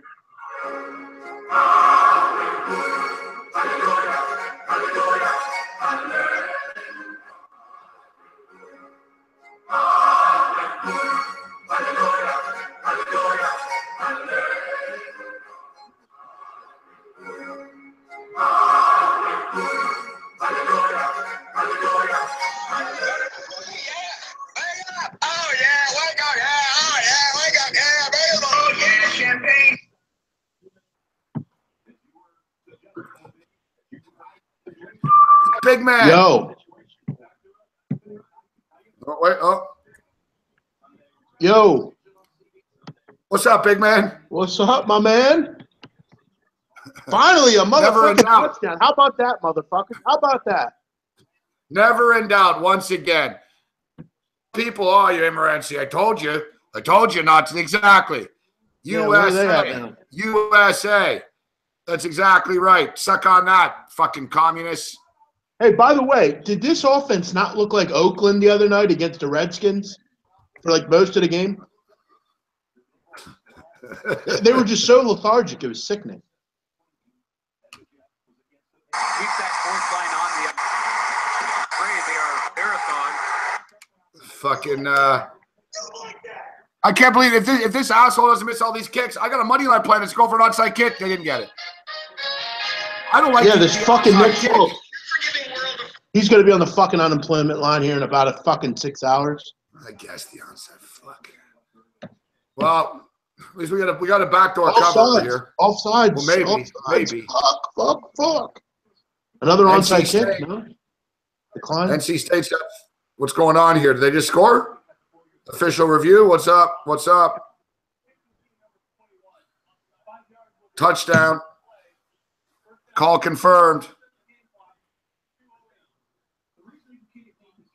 There's a lot of time. New England's fuck me. I know. Fuck New England. Fuck if they kick a field, they won't kick a field. There's a lot of fucking time here. 2-minute warning. Tampa Bay only has one timeout though. Thank God. Extra point. Hey, by the way, Todd Monken. By the way, he's fucking terrible, dude. I remember Southern Miss. They actually paid $350,000 to Southern Miss to buy him out, and then paid him on top of it. Unbelievable. So let me ask you. Yeah. That job he does at Southern Miss, how the fuck do you get a job in the NFL as an offensive coordinator? I'm not sure. Never been an offensive coordinator in the NFL before. I mean, there's a lot more qualified coaches in college to give the job to over Todd Monken. I mean, his brother does a good job at Army, but that's a fucking Army, you know? Well, yeah, Army, you run the ball every fucking play. You or I could go be the OC. Just tell me, just leave the playbook behind. We'll just, all right, just do it. If I was the new OC, he hasn't tried that here. Do what you guys are doing, fuck. Yeah, I'm surprised he hasn't tried that here. The fucking triple option. Yeah, this is not good. I mean, they're getting closer and closer to field goal range. This is got a fucking 2-minute warning here. Holy fuck! I don't know how this is going to play out exactly. But if you have five or five, you're right. They're going to have no choice, big man. It's going to be like time left, and they're going to have a decision. And you know, Gostkowski. He dropped it. That helps the clock. 2-minute warning, boom. You get the 2-minute warning anyways. Gostkowski doesn't miss either, so fuck, you know. They're going to go for the fucking kick. I got +4. I can't believe it. If they get a first down here, the game's over. So, because there's no timeouts left. So, if they get a first down here, this game's over. I got a bad number. I got, dude, I'm like you. I'm on the air all fucking day. So, it's hard, I got most of my bets in, but I got like 13 fucking bets, this bet, that bet. And I got a bad number on this one. I ended up getting 4 late. Hey, Gabe, if anyone wants to see, I'll gladly send it and post it on Twitter. I got +6 on this game. Nice. I bet it a while ago. I have to post that. Yeah, it was 5.5 earlier in the week. Fuck, I was like, I thought it'd go up. It came fucking Gronkowski being out. Yeah. My second half NC State play is looking nice here. Yeah, they're rolling. NC State +3. They're up 22-15. So so they put 22. How much time? 22 and 15. That game's Yeah, literally boom, gone. boom. Fucking, I win the second half over too. Fucking right. Yeah, it's going to be a plus night, baby. It's just this football. And we got the, let's see what happens here. All right. Well, they're All up. right, Okay, they're up. let me just check in on the Bucks. 23. Fuck, I need fucking Winston's prop is 23.5. Well, he just had like He's 10 at 23. completions. Oh, I know. He needs one more. God. He's at 23.5. He's at 23 of 40 right now. That Cameron Braid touchdown they would have fucking got it for you. Fuck. Wow, that's sick. I don't know how I managed to lose my remote control either. I got up there it is. Fucking yeah. I gotta clean this place. I gotta call that fucking those two chicks. I'm hoping that they offer hand jobs. Fuck. Your place has to be a pigsty by now. Yeah. Polish the doorknob, polish every knob here. What was that chick's name? Paulina or something? I think it was Vienna something. Vienna. I got it in my little book. Pee-wee's Playhouse did not have a good night tonight. Pee-wee Pickhouse. They did not. Pee-wee let us fucking down, man. Like I said, we got jizzed on tonight. Fuck. Pee-wee let us down. He let his weenie drop and took the over, but it didn't come in. Yeah, Pee-wee was limp tonight. Pee-wee was limp tonight. Yeah, his limp dick over. Let's see what's gonna happen. We don't have. You need a first down. We don't have a backdoor cover yet. We're going to get – this is going to be a backdoor of a backdoor cover. I have a feeling New England's going to score some bullshit fun. Way here. They're going to throw, too. Look at this sick team. This is sick. They're going to kick a fucking field goal. No, they're going to – if they get a first down, the game's over. Yeah. They're going to kick it to 47-yarder. I got 6. No, go for it. Go for it, Bill. Go for it, you fucking sick fuck. We're going to get backdoor. Go for it, Bill. We're going to get backdoor and back. No, but either way, it's still a one-score game. Go for it. End the game, Bill. Come on. He's going for it. Go. Yeah. He's going for it. Hey, yes. Hey, that's why you like Bill Belichick. He goes for the fucking throw. It's still no. They might be getting the jump. They're going to try to get him the jump. Well, jump then. No. Oh. Fucking hell. Minute 14 to get into the fuck. Oh, fuck me. I'm going to lose by a fucking half a fuck. I'm going to lose. I can't believe. Come on, Bill, you prick. You should have went for it, pussy. He usually goes for shit like that. But see, I don't understand this. There's still like a minute 20 left. I mean, you're giving them a lot of time. It's still a one-score game. You could end the game here if you fucking get a first down. Man, this guy never misses. Fuck. Nah, it's a 47-yarder or so. 48. Nick Fuckhead really fucked us, Nick man. fucking fuck. Nick fuck folk. Missed it. Oh, no, he didn't. Fuck me. I thought he was going to fucking hook that thing. Damn it. 19-14. Come on, take him down the fucking field, Jameis. One time. Yeah, good call, John Willis. Yeah, the Winston prop is now in. You're right. And then you're going to hit Winston. Good call, John. That was cool. I thought that was going to curb Gabe. Okay. Well, Tampa Bay touchdown. Let's stay positive. Yeah, come on, Tampa. One time. Jameis, this is your fucking chance. Seriously, Big Fuck, look it. I lose by a point here at 4. Fuck, I got a bad number. And you know what's great about this game? He takes him down the field. He has over 300 yards. He takes them back. Hopefully, he wins the game. This is an MVP caliber type of performance here, baby. Come on. This is it. This is it. This is where Jameis Winston becomes a superstar. This is where he becomes a fucking man tonight. No more crab legs. Exactly. This is it. I feel good. Come on. That kick, it looked like it was fucking sailing for a second, didn't it? It did. That's why I said he missed it. And then it went fucking – if Falk would have kicked, it would have missed, but – yeah, you got to kick the field goal. Gikowski's a good kicker. All right. Don't return it. No, exactly. Good. Stay in there. Yeah. $1.10's a lot of time. Yeah, it is. Too bad it's not college. Fuck. Yeah, no. Come on. 7 fucking game-winning drives. Let's go. Make it 8. This kid looks like he's pretty injured, actually, right now in college. Fuck. Hey, can I ask you a question? Where in the fuck? Is that Lamar Jackson? Is this Lamar Jackson? Holy fuck. Yeah, it is. 54 seconds if you're down 14. No, but Lamar Jackson looks severely. I can't confirm it's Lamar Jackson. It is Lamar Jackson. Whoever it is hurt. Like, he's fucking crying, shaking, and all that type of shit.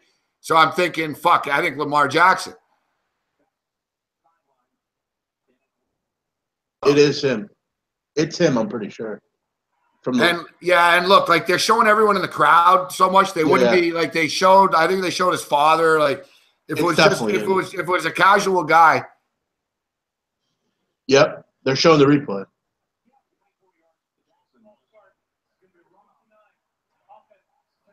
No, it's not Jackson.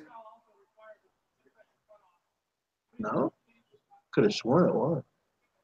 They said Jackson, like 2 different Maybe it's times. another Jackson. Williams, the guy's name. Yeah, that's why I couldn't tell. 50-yard line. Let's fucking go, Tampa. Come on. 34 seconds. Fuck, I didn't realize they took that much time to get up there. Hurry up, fuck. Well, they're going to have plenty of shots at the fucking end zone. Come on, move it. Run. Oh, my God, man. Louisville are moving the football right That's now, not actually. We have blitz. another. Why would you blitz? We have another high stakes. We have another high stakes total at stake here, guys. The under went up in this football game. The total went up. I think what did it close at? 67 and a half. 64 right now. 60. Yeah, they're at 64 exactly. Touchdown here and it goes over. Good play. Get out of bounds, baby. Good shit, Humphreys. Come on. Good throw, Jameis. We're going to have plenty of fucking time. Come on, baby. I have Tampa on the money line here, too. Fuck. I just hate fucking New England. Fuck you, Tom Brady. Come on. What does Jackson do? Get in the fucking game. He's always hurt, Jackson. Fuck. This fucking guy. He's always fucking hurt. Fucking porcelain fucking doll. Pussy bitch. Get in the game. There are no timeouts. It's 35 yards. This is tough. You got to throw to the end zone. Come on. No Hurry up, James. Hurry up. Fuck, we're running out of time, guys. Hurry the fuck up. You got to go to the – no, run. Spike it. Come on. That took way too long. Fucking hell. That took way too fucking long. Yeah, it wouldn't have been a difference, though, if there was 5. You know what I mean? He at least he didn't fuck it up. 4th and 16. Lamar I'd love Jackson to go back for his life. Yeah, too bad Nick fucking piece of shit Falk couldn't make one NC fucking State kick. steps up. This should be a motherfucking win here because this piece of shit can't make fucking – don't kick into fucking football anymore. No kicking. Go for it every fucking time. Fuck No, it's it. unbelievable. I know this guy. He cost them the game. He literally cost them the game. They played their ass off, Tampa, the defense. They're just going to make him check it down. They're not even going to get to the end zone here. Just prevent. Picked. Fuck. He fucking rushed it. Fuck, man. Damn it. He had him, too. He had 2 guys darting to the fucking end zone.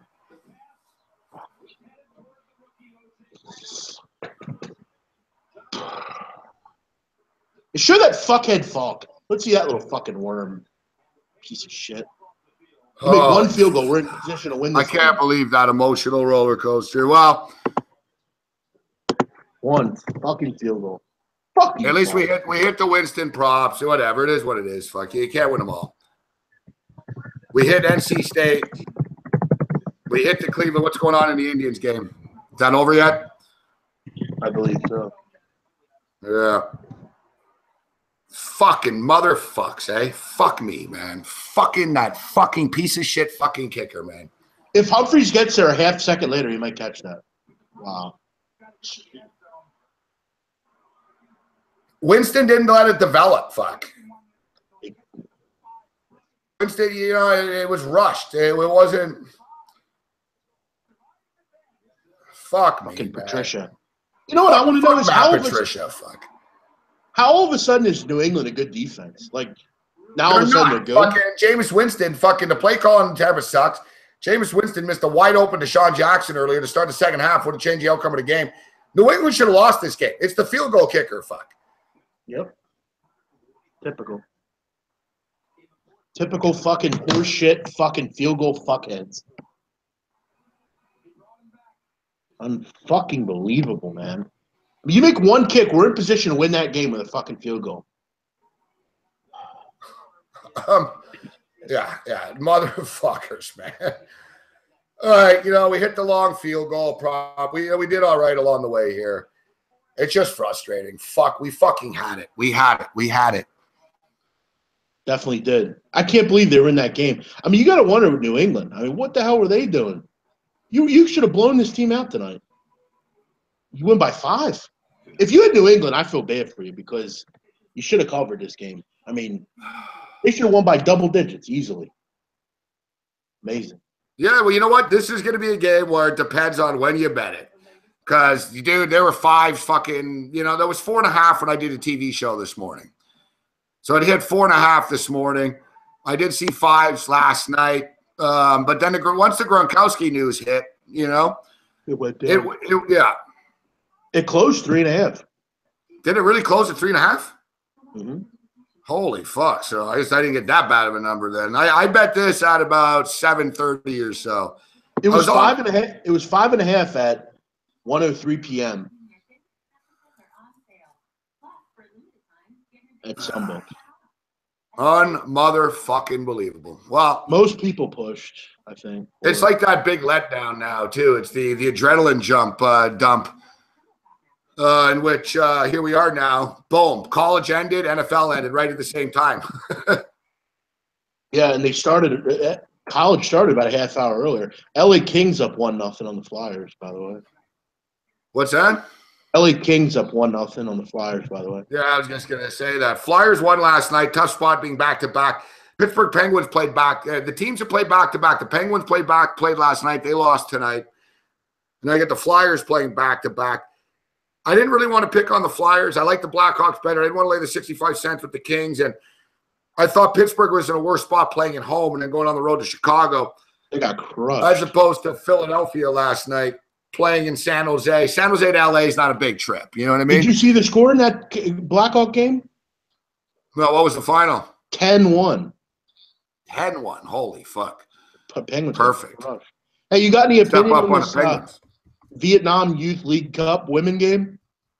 Hey, give me a second. All right, Pittsburgh Penguins, next game, Saturday, Nashville. Holy fuck, repeat of the Stanley Cup. You got Hal Dung against Vin Phuc, under 20. That's what we're all right. So, well, let's be real. Let's go through the process here. Of course, the Toronto Raptors are fucking getting killed again right now. I didn't touch it. All right, NBA. We got NBA preseason. All right, we got some El Salvadorian Superior League basketball. San Marcos and XL. We've got some NHL hockey going on. Arizona Coyotes are up 4-1 on the Ducks right now, midway through the second period of play. LA Kings leading the Philadelphia Flyers 1-0. In-game totals 3.5, and I like to bet unders, guys, in this hockey in-game stuff, but I think 3.5 is a little low here, in my opinion. Kings are on a power play right now. Yeah, okay, Kings on a power play. We've got cricket. Don't bet on cricket. Shit takes too long. I'll tell you what, I kind of like the Raptors plus 13.5. What in I game? think Blazers. You got to remember about. I have a system I play in the NBA, and it's great for dogs in the preseason. Dogs in the preseason they get it done a lot. I mean, this could be a big fourth quarter. I mean, 13.5. I mean, I could see him making a run here. You know what I don't like about it? You know what I don't like about it? They were in Hawaii the other night, big man. True. I mean, but I will say this. I mean, the Mavs played back-to-back tonight, and they crushed. They got crushed. Have you been betting? You might be right. Have you been betting? You've been betting NBA preseason at all? Yeah, I went 3-0 last night. I bet the Raptors game the other night, and they fucking sucked. Oh, the other night in it was 1 in the morning. I shouldn't have done it. Yeah, I'm telling you, man, underdogs and unders in preseason. I just grabbed the 13.5. I'm taking a shot with that. Minus 120. Taking a shot with that. All right. I mean, in a preseason game, I'm getting 13.5. I don't care who's playing. Portland will pull their starters. I mean, if they're even still in. Well, I need your boy Norman Powell to step up. Your boy. I took a beating tonight. This is worse than I thought when I'm looking at. One of my accounts wasn't bad. I was like, oh, all right. Okay, boom. This is good, though. Ugh. Am I fucking seeing what I'm – is John Stevens the fucking coach for the Kings? Did I just see that? Who, the LA Kings? Yeah, he's the coach. Yeah, they fired it's true. Sutter's not there anymore. That's great. I used to love him when he was in Philly. He was funny. Yeah, John Stevens. Yeah, Flyers on a power play. No, the Flyers on a power play. Fuck. I don't want to force anything right now. Yeah, I got killed, but I'm just looking at my props here. Get on the Raptors. Come on. You know you want to. 13.5. Come on. Nice. How many? Hold on. How many? Let me check something out here. How many catches did Braid end up with? Not many. He didn't catch anything. Oh, 6. 5. Boom. All right, over 3.5. I cleaned up on the props tonight, actually. All right, it's not too bad, actually, when it's all said and done. Christ, the Raptors. That's what happens when you bet at multiple books, though. It's hard to win at 2 books in one night, I find. You know what I mean?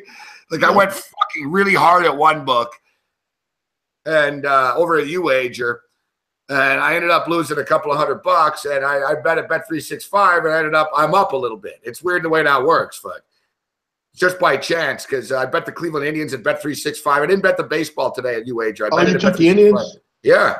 I thought this was a win. I was on the Astros today, too. Good call. Yeah, I had that, too. Good call. All right, you know what? So Did you follow my soccer today? I know. And I saw Scotland scored late. Did they hang on and win, too? They did. 89th minute they scored. Fucking beautiful. And that puts them in second place. They might go to the World Cup. Just great. England scored late, too. Awesome.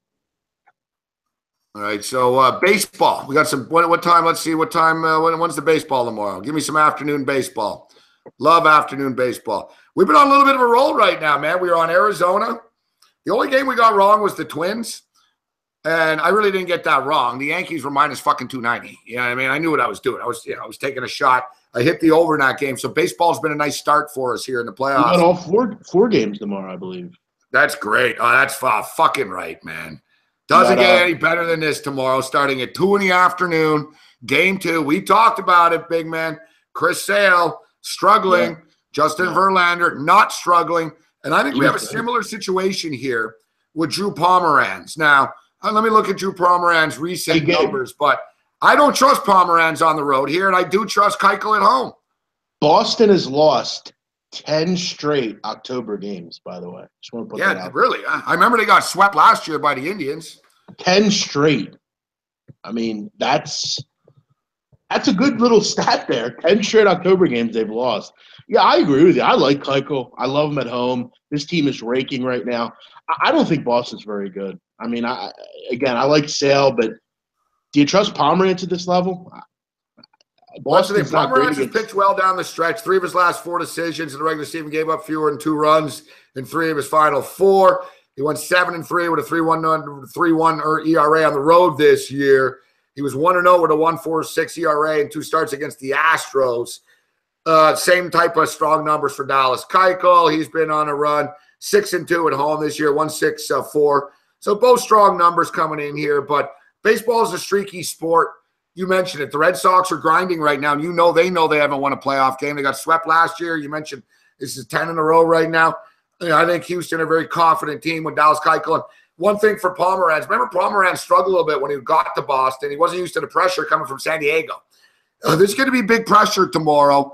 I like Keuchel at home. I'm not going to get in front of Houston. No, me either. And they're not good against lefties either. They're only hitting 248 this year against lefties. Houston's on fire. I mean, I'm not – they just don't win in October lately. I mean, that's a hex right now. 0-10. I mean – yeah, I guess when you go to the casino and it's come up black on the roulette wheel, red and black 10 times in a row, you don't bet on red, right? No, it's hard to really get in front of those numbers. I mean, Keuchel, though, today was free money with fucking Verlander being minus 130. This one's a little bit different. Keuchel is -160, so we have to pay a price to get him. Yeah, but you got to do that in the MLB playoffs sometimes. I mean, he's great at home. He always has been. You know what, big man? I've been advocating overs early, but it doesn't mean every game in the playoffs are going to go over. This one's 8.5. I wouldn't be surprised if this turns into a little bit of a pitcher's duel. The intensity picks up with each game. Wild card games are still loose. They're not really good teams. They're not real playoff teams. But as the playoffs goes on, I find it tightens up a little bit. The pressure tightens up. Like I said, I'm leaning with the under in this ball game, actually, or maybe an under in the first 5 type of situation. And it might open up after the fact, but I don't think they're going to club them. I think Chris Sale has his problems. I think Pomeranz will pitch better, but not enough for me to want to take Boston. But I'm leaning with the under. I got to be honest with you. Yeah, I mean, both teams used a lot of bullpen today. I mean, but again, they're pretty big. I mean, bullpens right now are pretty heavy. Yeah, I can't really feel that. I think I'm not comfortable that the Reds guys can score runs. I mean, didn't do much today. Don't hit lefties well. Keuchel could dominate here. Wouldn't surprise me. Exactly. Yeah, I think it's like I don't know. Would you be surprised if tomorrow is like 0-0 still in the 3rd inning type of deal in an intense game, No. Exactly. I think, like I said, I'm going to lean to the 8.5 in this game. And I was going to say I'll give you a show I'd pick on TV tomorrow, but this game starts at 2 o'clock. That's fucking awesome all day. I care. You guys want to see me get intense? I'm a diehard Dodger fan, guys, all right? So wait until we get into this shit. What time's that on? That is the it's late game, Dave. 10:30. Oh yeah, and you're on tomorrow night. We're going back to back here, big man. Oh yeah, I don't plan to be on too late with you tonight here, but I just no. Quick, listen, I want to tell you one thing, and I just want to say this: they scored a touchdown as soon as I joined tonight. So I'm saying, so all you people calling me mushes, go fuck yourself. Yeah. What? Someone calling you a mush in here? No, I'm just saying. I don't see it in line right now. No number for the Yankee game yet. Now, for the record, we talked a lot about why Corey Kluber wasn't starting in the first game, and I caught Ted Savransky off guard today because I said, Teddy, why isn't anything goes well? Because of the perfect rotation. And I did the math with Teddy. And I broke Teddy's like, I don't know, Gabe, all right? I said, did you hear him? Said, it doesn't make sense, Teddy, that if to make, and he's like, yeah, you're right. The math doesn't add up. I'm like, no. I said, then I come to the conclusion, maybe fucking Francona didn't trust Kluber. Maybe he wanted Bauer in this spot. Bauer's been great, and the motherfucker pitched a no-hitter for the first 5 innings. Yeah, I got to tell the Yankees, I think they're done. I mean, you had to try to win tonight. I mean, you get Kluber tomorrow. You got fucking fat boy CeCe on the mound. That's when you were talking. I just punched in CeCe's game logs here. So, what happened with Teddy? I saw you talking. So, what? Did Teddy freak out today? No, it was an odd interaction, actually. It was at the end of the show. With who? It was cringy. That's a good point.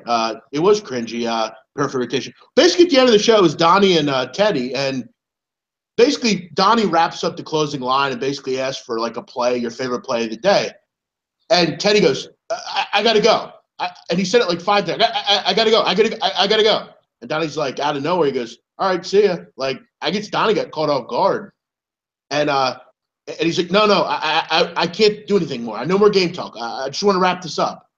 And then it was weird. It was a weird interaction at the end. It really was.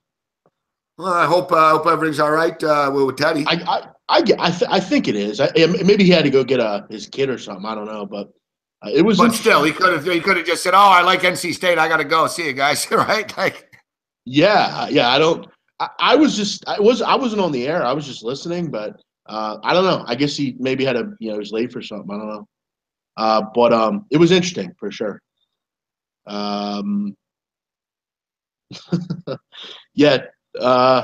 Jax J, settle down, dude. You've been saying weird shit all night on here. Shut up, Jax J. Who you calling out? Jax J. He's been calling you out all night and calling everyone out. I don't even see. Who is it? Where is he? He's the guy that's been telling you he was wrong. You were wrong for making the Bucks a play. What's his name? Oh, Jax J. Yeah. Oh, Jax J. Yeah, he's all right, Jax J. He's all right. Although I I'll wouldn't tell be you what, boasting about the Pats as a big fucking lock here. Yeah, I don't think you even won, Jacks, Jay, because last night it was Yeah, I 5-0, know. so I don't think you won. So I think you should disappear at this point there, pal. But there's some delusional people in these chats. I'll say that. Yeah, I can't trust CC. It's hard to do it. He's not pitched terrible, but I mean they're in a tough spot, Gabe, at this point. I mean, if he can't go deep into this game, what do you do? I mean, your bullpen's worked. All right, so let me see. I got Sabathia up. All right, his last start, he hasn't pitched awful. All right, he's 3 runs, 2 runs, 2 runs, 1 run, 5 runs. Let's see. That's when did he pitch against Houston this year? He did not pitch against Houston this year. I think he was injured when they faced Houston. There's no game previews out yet for this one, right? Because the game ended, so we're looking it up here. But no, he was in pretty decent form. He went 3-0 with a 3.62 earned run average in the month of September, 2-2 in August. He is what he is. But the Cleveland Indians are just a better fucking team, man. Yeah, it's hard to step in front of them right now. Just the way way they're playing. What do you think the number will be? What do you think the number will be tomorrow? I haven't seen a number. I would say 175 minus 180. Yeah, 175, 180 probably. Let's see. I'm gonna look in Vegas now. See if I can find one. I would say, I would say 175, 180, probably in that range. It was a good fucking play today with that fucking number with Bauer. Yeah, there's 145. There's no number out yet. Every line's out. You got Strasburg minus 160, Kershaw minus 250, and Keuchel minus 160. So a lot of heavy numbers tomorrow. But no number on Kluber, right? No number. No, exactly. I would say makers. Yeah, I mean, would it be 200? Wouldn't shock me. No, I think it's 180-ish. That would be. I mean, they are at home though. It wouldn't shock me. Like I said, yeah, my guess is that was my first call, 180, but a little higher wouldn't shock me. No, with the Yankee lineup and their bullpen, I don't think they make it over 2-1 or 1-2. All right, so that game is at 5:00 tomorrow. It's fucking awesome. So we got a game at 2:00, then it bleeds right into the Yankees and the Tribe, which lead us right into Chicago Cubs and the Washington Nationals. Kyle Hendricks. And this is the thing for me with the Cubs. How far can the Cubs go because of their pitching in the playoffs this year? They got a lot of older guys. They've got a lot of guys that have a lot of fucking they have a lot of innings on their arm. I wonder about the Cubs pitching as we move on here. And Strasburg is a stud. Washington Nationals minus 165. Cubs plus 145. Over under 7 in this baseball game. This is a game I would look under on. This is the under city here. That's really? I don't trust the under in this one. Yeah, Hendricks and Strasburg are great under pitchers. I mean, Hendricks, 16 of his 24 starts under, 17 of 26 for Strasburg. I mean, both these pitchers have been absolutely fantastic. And Hendricks has given up 2 or fewer runs in 10 of his last 13 starts. Mm-hmm. He did give up 3 runs over 7 innings in a loss to Washington on August the 4th. He's 1-1 in his career with a 2.38 earned run average in the postseason. Strasburg, last 10 starts since the All-Star break, he went 6-1 with a 0.86 earned run average. 76 strikeouts over 62 2/3.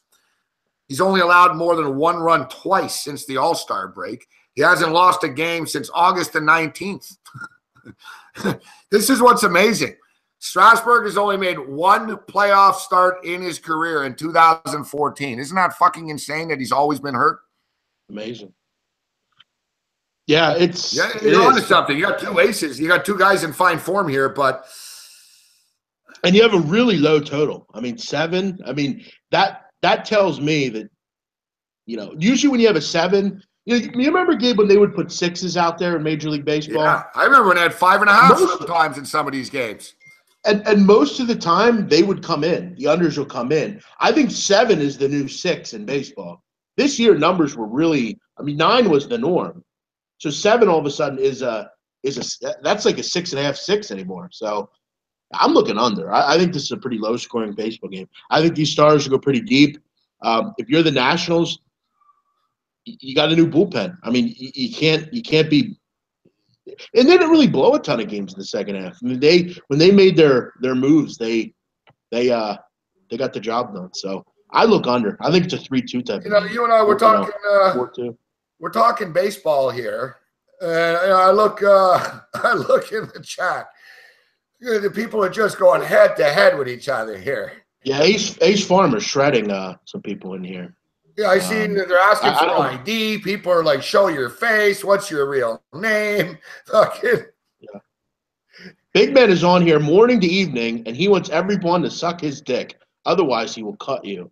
No, you just said some dumb things in here all day, and you keep asking. You want people to suck your. I mean, you're asking Gabe to apologize 8 times, and you're the one that lost. I mean, really. Yeah, what do I need to apologize for? I gave the Chicago Blackhawks. I gave NC State. I gave hit a ton of props. No, I know. Listen, I don't have a problem with Jaxie. I don't know if you guys have a feud here. I never have seen him. This is the first time I've ever seen the guy, so I don't know where I've never talked to him or dealt with him. So I just want to know where my jersey is, my Expos jersey. You guys are your fucking Expos jerseys. Hold on. You guys I want a Marquise Grissom one. I need a Marquise Grissom one. You fucking happy? Oh, you got one? Look, fuck. You gonna be fucking happy now, guys? What's that, a Cowboys jersey you got on? Des Bryant you had on. There you go, guy. Yeah, there's the fucking Expos jersey. It is a nice jersey, though, isn't it? No, it definitely is. I always thought that was a sharp jersey. What was that jersey you were wearing before? Is that a Cowboy jersey? No, it's a boy from your hometown. You don't want to fuck with at the car wash. Marvin Harrison. All right. I didn't see it. It looked either like that. You don't want to mess with it at the car wash. Yeah, shout out to 25th Street, baby. There you go. There's the fucking Expos jersey. Make sure you send that, Robinson Yepes. Yeah, I've got an official Vladimir Guerrero jersey. It's like the real one. It's in a storage locker in Vegas. Fuck.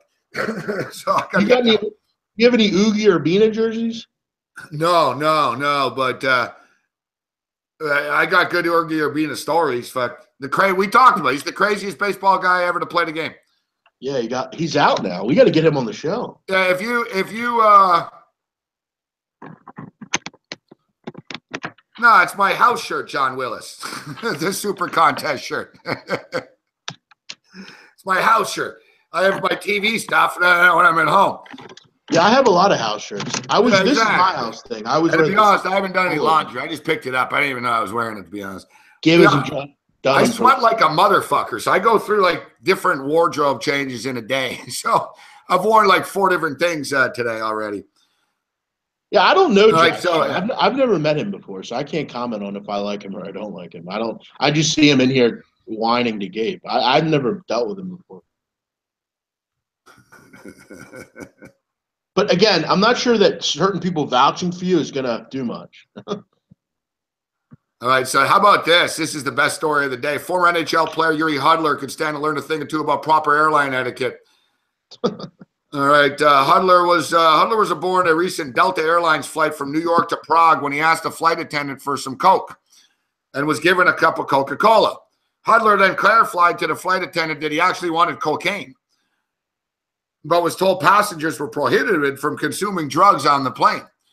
The flight attendant then accused Hudler of threatening to call his friends and have her killed upon landing in Czechoslovakia. He then proceeded to use the plane's restroom where the crew alleges he did consume cocaine. On the way back from the bathroom, Hudler attempted to urinate on a kitchen cart in the plane gallery before flight attendants stopped him before he could do it. Hudler denies such accusations, saying that he had a small incident on the plane. A small incident? Jesus Christ. So those a pretty big one to me. Those hockey players like their Coke, man. By the way, did you hear about Rick Pitino today? No, what did he do? Got caught with a hooker? He was actually. It was reported that he's received 98% of the cash Louisville was supposed to get in the shoe deal with Adidas. Are you kidding me? He gets the fucking money? 98%, roughly $1.5 million for 5 years. Keep in mind, he's in they're in a deal right now, and yeah, that was reported recently by ESPN. Yeah, he's a scumbag. This is another story I want to get to. This is on a more serious note, though. Vegas shooter scouted Fenway Park. Reports are that the Vegas shooter was in Boston, scouted Fenway Park, but couldn't find any place with a sight line to the stands. Jesus. This motherfucker, man, like he was fucking going across the country, man, evidently. Waiting, looking for the best spot. And it's fucking crazy. Like yeah, it's interesting when a lot of these when these stories happen, if you actually read like a lot of the after effects, like the kids at Columbine, they had planned to do all sorts of shit like after the fact. Like you always read after the fact, most of these people have bigger, Well, that's the thing, dude. He had ammonia and all kinds of bomb shit in his car. He had guns spread out at different houses. He had a lot of money. Supposedly, we're going to find out that he thought maybe he was going to get away, actually. And you know what? The media, I lived in Vegas, right? So I know about the Vegas media well. So, I'm reading the local papers, and I know who to follow on Twitter and stuff. And the mainstream media doesn't talk about it much, but he fucking shot at the fucking fuel tankers, for fuck's sakes, that fuel McCarran Airport. All right, and he was 1,000 yards away, so he was too far away. But he targeted and he hit it a few times, but it didn't blow. If he was closer, it would have fucking blown. So clearly, this guy, like. He was looking to cause us a lot of damage besides just here. Yeah. It's crazy. And it's amazing, man. I'm not, the guy's just fucking low-life, diabolical prick, but the plan was just so perfect. It's crazy. Like, and I saw an expert today talking, and they said, he picked a spot where no one could even sniper at him. Like, there was no way to shoot back at him even. It was insane. Listen, I'll make this point. There's a lot of very odd things about the story and what happened. I want to see some surveillance footage. How come? Listen, I'm a big conspiracy guy. I don't want to get into 9/11 and everything, but I don't believe in. Listen, I believe everything is a mainstream lie generally, but I find a lot of this stuff. It's for sales and shit, man. Alex Jones, they're selling fake bullshit on this. There was no shooter on the fourth floor, all right? Like, yeah, so what is it that you find odd about this? Well, I just have some questions, actually. It's interesting to me that when you see the video, okay, when you see the shooter supposed to be shooting, if you're shooting a high-powered rifle, there should be a flash. There's no flash at all coming from that area. There is. There is flash in the window. I mean, I didn't see any. Maybe I was just looking at a different video, but no, there's flash in the window. That's how they can tell you. The cop fucking there's on the body cam on the cop on the street. You hear him say, "Look," he goes, "It's coming from Mandalay," and then he took a guess. He goes, "I don't know." He goes, "Halfway through Mandalay. Look." There was little flashes. There was. Yeah, there's also there's no surveillance footage in the hotel at all that we even know this guy was there. No, but the whole thing is people are saying that. Of course there is, but why? It's not our right to see that. Like, yeah, I'm sure there's surveillance of him getting into the elevator at Mandalay and going to eat and coming back and forth and shit. But like, why are we haven't heard from any maids that went in the room? I mean, it just seems hard to believe, really. I mean, a guy at his age. I mean, no maids. He clearly had the please don't disturb sign on the door. Secondly, if you're a maid who but the thing is, if you're a maid who served this guy, you're freaked out, man. You know what I mean? Like, it's not like, everything will come out, dude, without a doubt, man. Look, there's going to be a video of it. He filmed it in his room. We know that.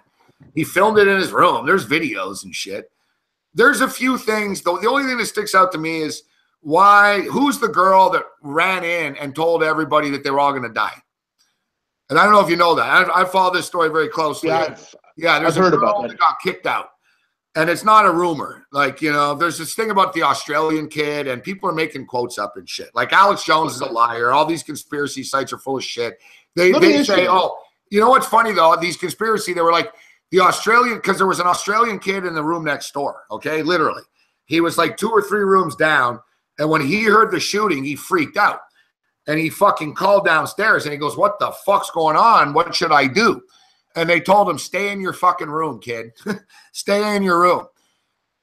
So all these conspiracy sites are saying, oh, the Australian kid said that there was a dead body of the security guard in the hall, and there was, there were multiple shooters and all this shit. And they have quotes that he told these Australian newspapers. Well, I'm not an idiot. I actually looked up the Australian newspapers. He never said any of this bullshit. He never said anything. He said that he fucking heard the shooting. You know what's crazy, big man? There was a guy on the 32nd floor that slept through it all. Amazing. He slept through it. Some guy got there on Sunday night. I swear to God.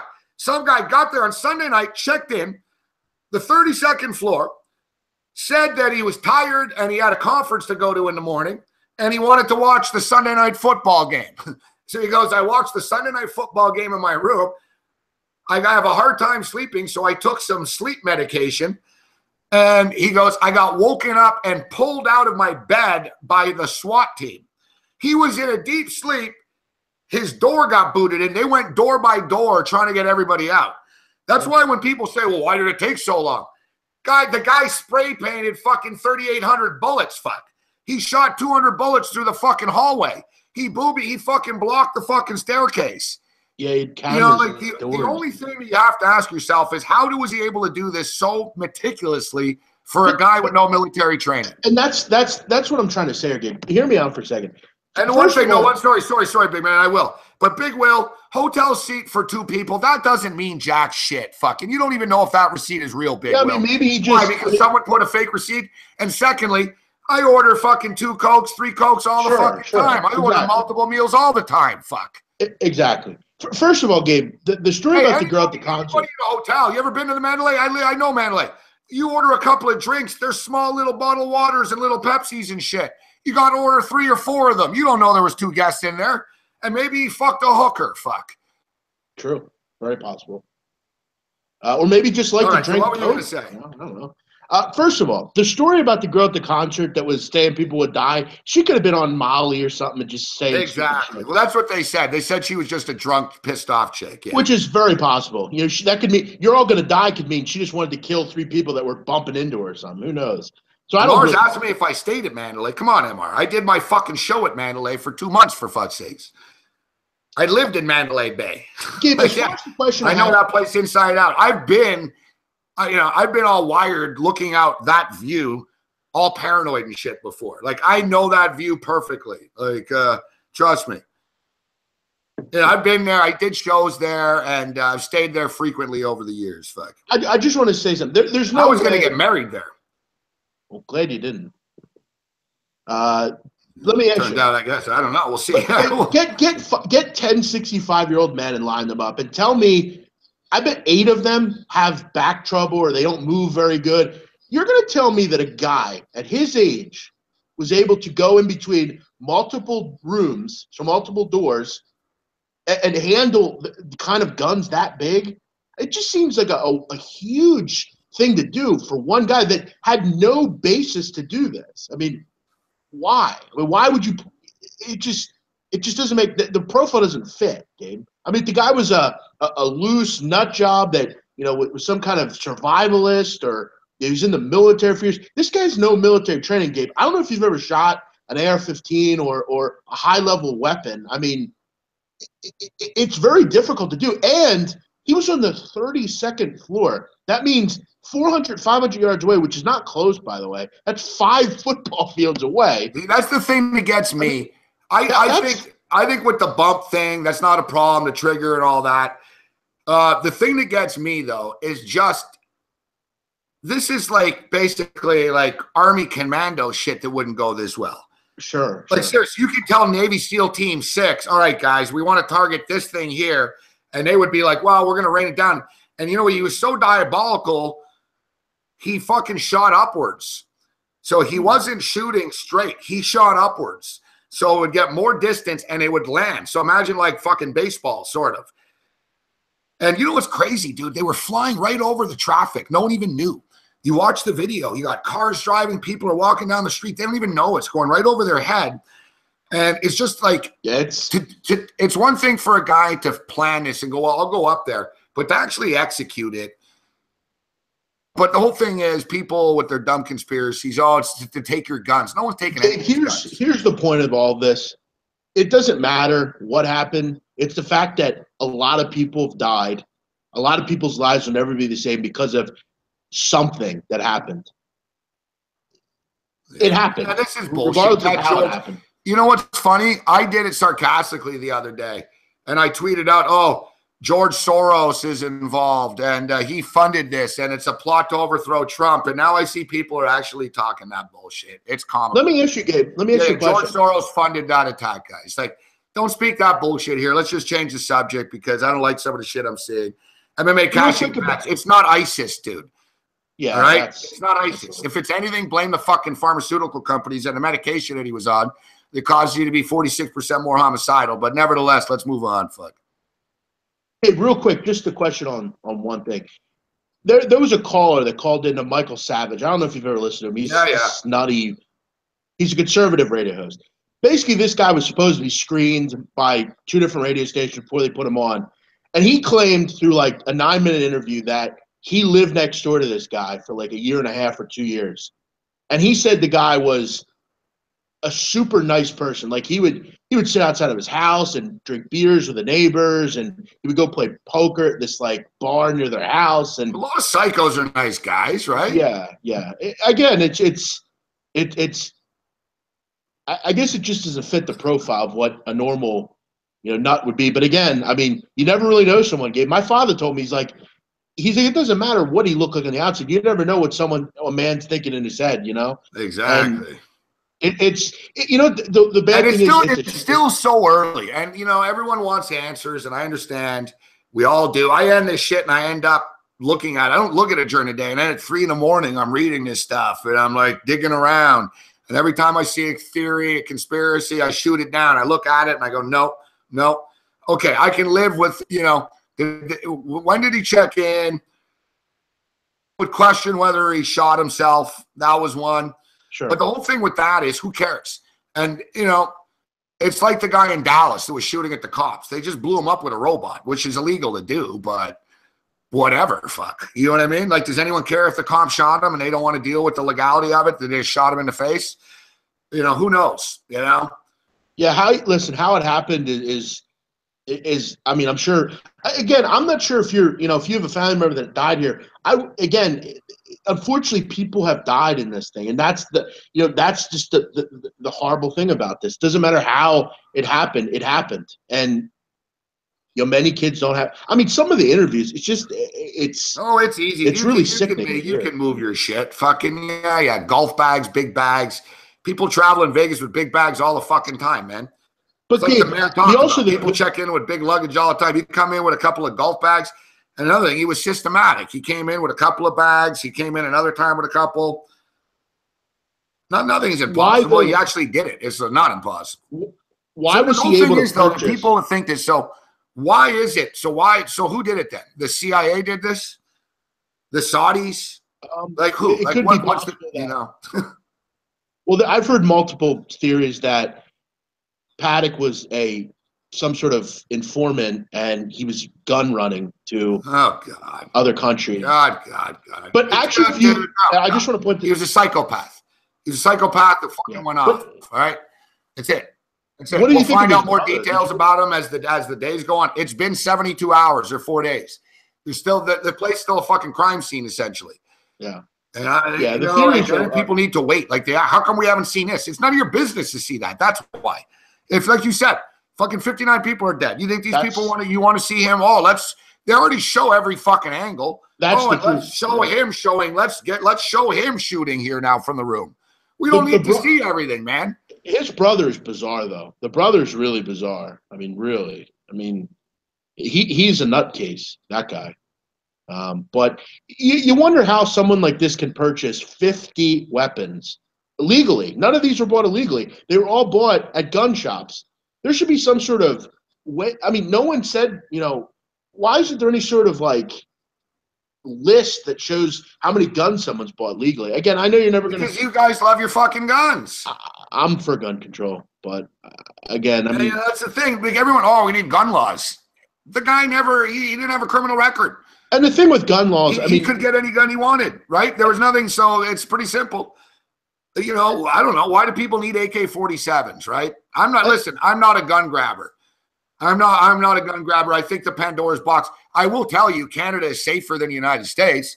Not that people don't get shot here, and not that there aren't mass shootings here as well. But at the same point in time, once the Pandora's box is out, right? You can't have a bunch of bad guys with guns and then be left without them. Like, everyone's got a gun. It's too late. You can't take everyone's gun. But I think you're better off just not letting everyone have guns in the fucking first place. Criminals are criminals. They're going to find guns somewhere. I mean, whether they're legal or not, I don't think it's going to matter. They're committing mass atrocities. I don't think they're going to care about breaking a gun law or gun statute. I mean, if you want a gun, you're going to go and get a gun. There's a black market. You can go on the street and buy a gun right now if you want for the right amount of money. I know. So it doesn't matter. There are too many guns in this country, unfortunately, and gun violence is a problem, Gabe, not only in situations like this, but in Baltimore, in Philadelphia. The city that I live in is a small town. I live in a small town outside of Philadelphia now, and it's ravaged because of lax gun laws, drug use. I mean, there's a lot of stuff that needs to be fixed, but you and I aren't going to be able to do it, unfortunately. No. we just have to live in the world, unfortunately, and that's people like I mean, it's so sad to see the people that the people that have young children and they just got married. But the thing is, and people don't want to hear this, is that we can't stop everything. You know what I mean? There's some things that are just it is what it is. It is what it is. Right, it's unstoppable. Yeah, it's not new. You know what I mean? Listen, I'm from Montreal, okay? And, the only people who have guns in Montreal are the Rizzutos and the fucking Hells Angels and the cops. That's the way it works. If you're whatever, you have a gun. If not, but basically, one of the biggest mass shootings in history was in Montreal, which a guy shot up a university dude because he didn't get, he didn't get entry into a class. He lost out to a bunch of girls. So he decided to go and shoot all the women in the class. Jesus. There's big gun control in Canada, right? If you're, like you said, if you're a fucking psychopath and you want to fucking cause damage, no one can stop you. Yeah, you're going to go. It's a fact. It's a fact. It just is. Why do people push people in front of a subway train? They do, right? They just do. People are evil. Fuck. And Gabe, we'll get off the subject. Just want to point this out. Raptors are down 5 with 14 seconds. Great call. Great call. Game over. 5-point game. Let's go. Come on, baby. Boom. All right, so let's get back to the baseball. It's all because I brought up that he scouted out. Out. But listen, that is terrible. That's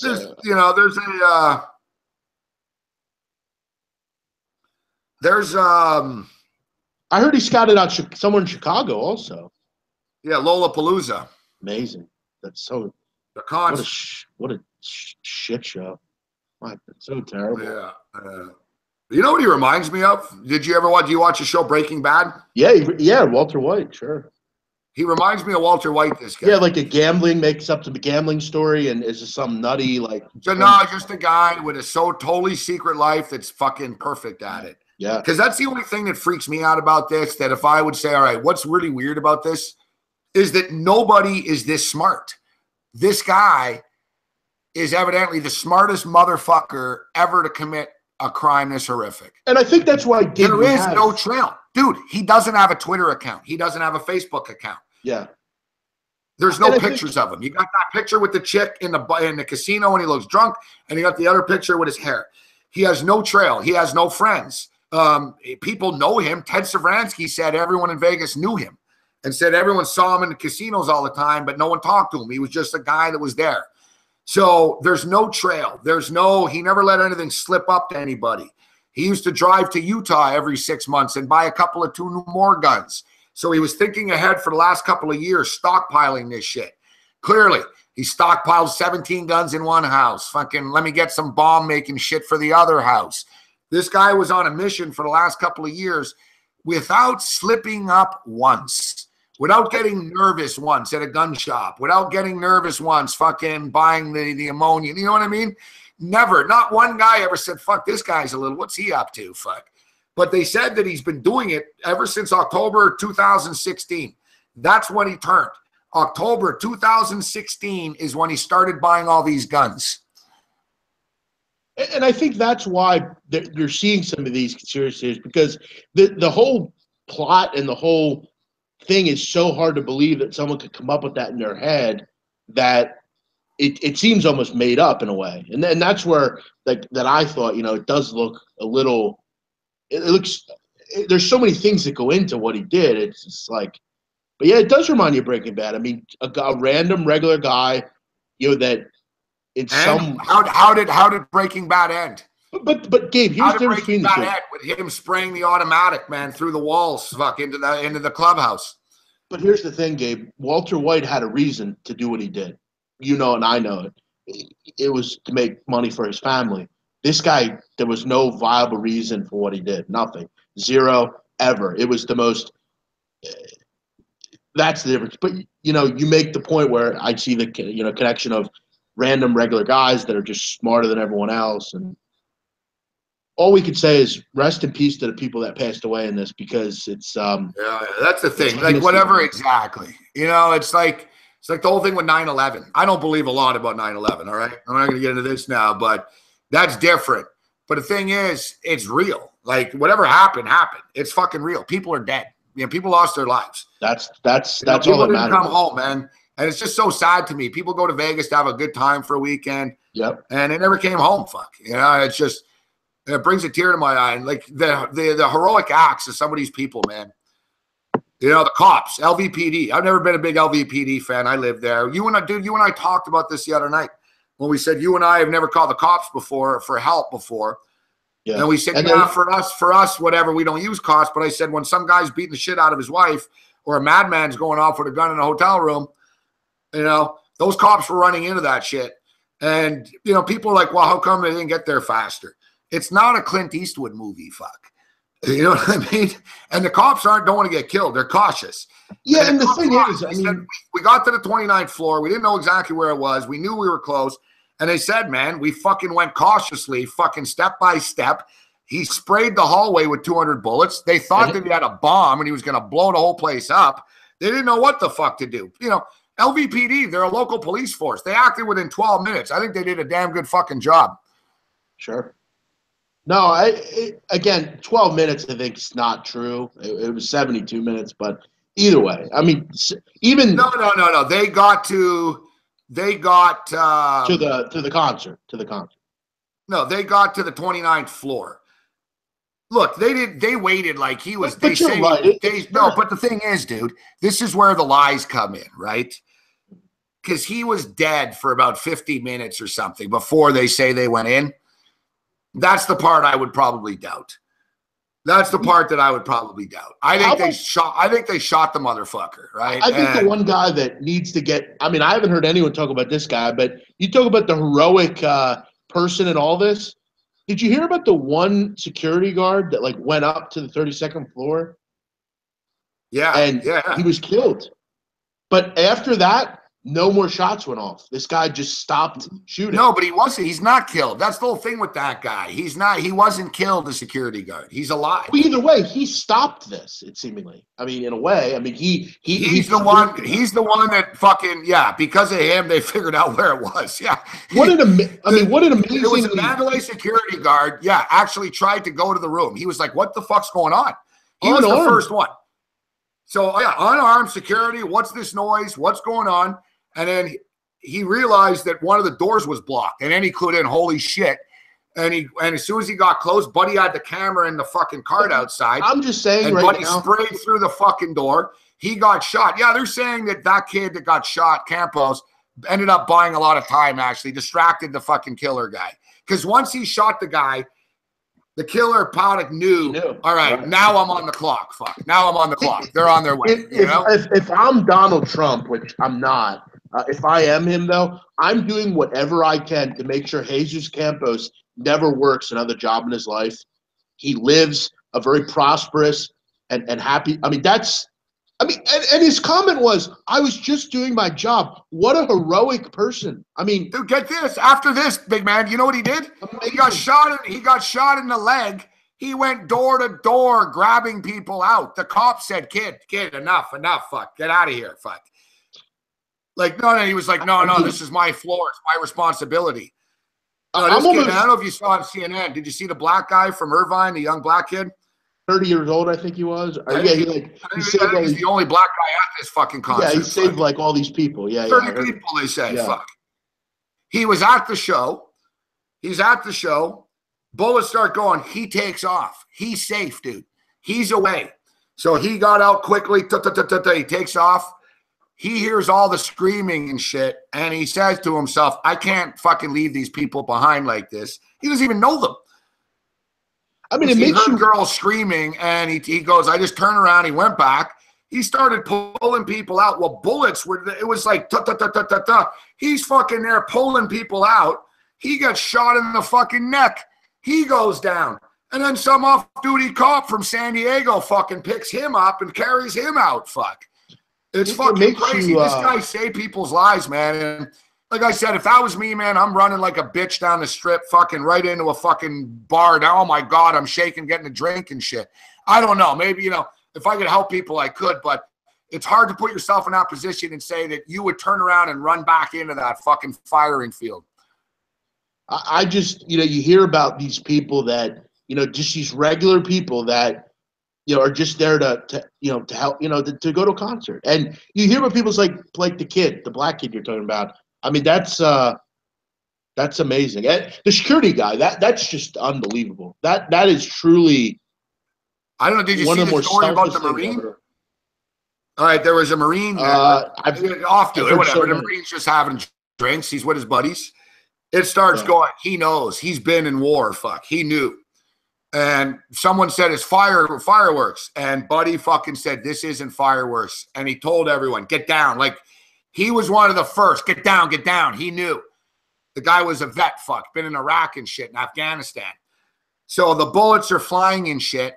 He fucking looks over, dude. Sees all the fucking music, fucking country, all the bands, fucking trucks and shit. He fucking crawls through, gets a fucking truck, pulls the truck up, starts loading shot victims onto the truck, drives the fucking truck himself to the hospital with like 22 people in the truck. Fuck. Amazing. The guy's a hero, man. You know what I mean? And like, like when I see these soldiers sometimes and I think, man, you guys are fighting a fake war. And like, I don't fully respect the troops as much as I should at times. And then you see they're good people and in training that, you know what? This guy, he's willing to die for other Americans. He doesn't even know. Fuck. You know what I mean? That's a real soldier. That's a real soldier. Fuck. Not going and stealing oil from somebody. I've said it before. I'm fascinated by people in the military. I think the level of discipline and the level of selflessness you need to do that. I mean, voluntarily, go in and do that. And Jay Peach, we're here talking about real life stuff, about people that have are brave and I mean, it's 12:34 at night, Jay Peach. I mean, come on, man. I mean, it's one of the most serious fucking events in the history of the fucking world. Fuck. The selflessness of people is, especially people in the military, it's amazing. Discipline. Let's not go too far with the jokes and this shit, guys. I wanted to change the subject anyways, but yeah. Well, big man, I guess are human beings that can appreciate fucking the heroic acts of some of these people out there. I do, and I wish I had I wish I had more money because I would send Jesus Campos $10,000 or so. I know it's not a lot, but I wish I could do something. I thought the same thing when I saw the kid talking on CNN last night. I think we should. I think we should. Same thing. I was like, you know what? I was like, man, if you're a corporation, how could you not have a better upstanding young guy than this kid that ran back to save his life for strangers? I think one company couldn't have guys like this working for you. Like, same shit. The kid got shot in the neck, fuck, saving other people. I was thinking the same thing, man. Somebody better offer this kid a good fucking job, man. I mean, I just want to, I wish everyone in here would just, whether it's the kid that saved people or it's the doorman that went up and, I mean, I don't know if people know this, but these security guards at casinos, their job is to, ID young kids and stuff. that are on the casino floor. Their job isn't to go with a baton up into a room where some nut job's killing people. I mean, it's just an amazing thing that I think you have people that. No, Bennett's saying he lost me. I'm not inside. I just said I'm praising the soldiers. But yeah, I'm not criticizing the soldiers, but I think the soldiers are putting some bad fake wars at times, Bennett. That's not disrespecting soldiers. No, I mean, no one will disagree respect with you for on the that. people. I got nothing but respect for the people, but some of the motives of some of the wars, you know what I mean? But some of the people, people in the military, it's not their job to say, well, I don't agree with this, so I'm not going to do it. They just selflessly go and do it anyway, and no questions asked. So as far as that, I need to come up with an idea here to do something for one of these people or both these people. Or well, they all have GoFundMe stuff. There's all kinds of stuff. No, but I want the money to go to them. I want it to go. No, right those to GoFundMe do. They do. Because I mean that the Mandalay guy, the Mandalay Bay, he should be immediately promoted. Immediately, he should be given whatever he wants. One thing I will say, I saw that MGM is giving $3 million to the victims. Are you kidding me? Dude, there was 500 people shot. That's like $5,000 a person. Yeah, you gotta get $10 million. No, they're going to get sued. MGM might be bankrupt after this. Did you I'm hear not about even kidding. MGM might be bankrupt. Like, dude, they're going to get sued. Like, I know it's early to talk about that stuff, but they're going to get sued. Trust me. People are going to say, you guys are fucking responsible for this. It was on your property. It's, it's going to get ugly.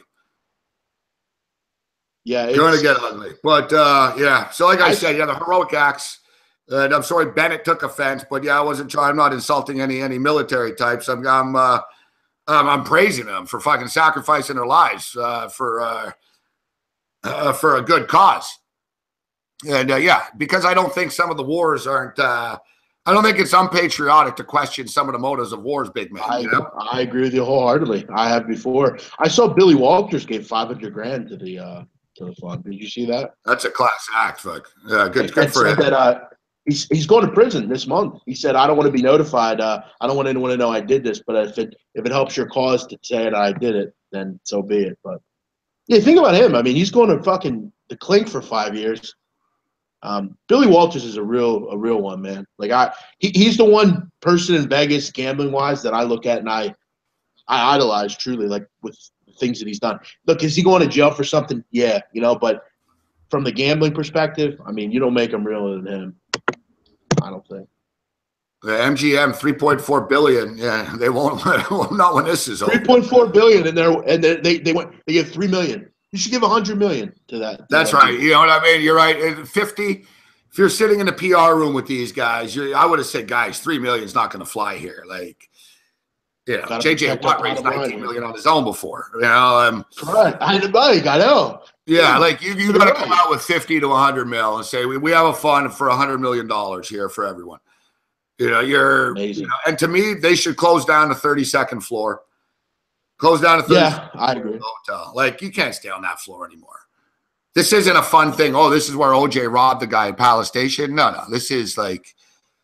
I mean, I'll give you one. I'll give you one more. I think it'd be eerie as fuck to go to that casino in general. I mean, but that's just me. Because I'll tell you right now, if something like that happened, God forbid, Atlantic City, I can't say I'd want to be at that casino again. It's kind of eerie,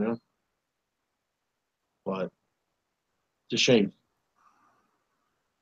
Rent a room? Nah, what are you, crazy? All right, so we got something that's confirmed. We've got something that's confirmed here. The Bills-Jets game we're in. New York City, big man. I don't know if you got time to come up. I don't know what we're going to do, what day actually. Is that, by the way? What's that? I might need to cover for you. What day is that? It's Thursday night. See, I don't know how I'm going to handle it yet. I don't know. I could pre-tape a show. I could just roll it out. Or we could have you step in, and I could call in. I could check in from the stadium. I think I'm down for whatever. I will say this, and I know I don't want to change things up, but I think it's imperative that we have a betcast next Thursday with Eagles-Panthers. Maybe skip the Sunday night game. Because I'm going to want to be on the air during that, you know? I could use a fucking Sunday night off, to be honest with you. Yeah. So maybe do like this Sunday, but then next Sunday just scrap it, you know?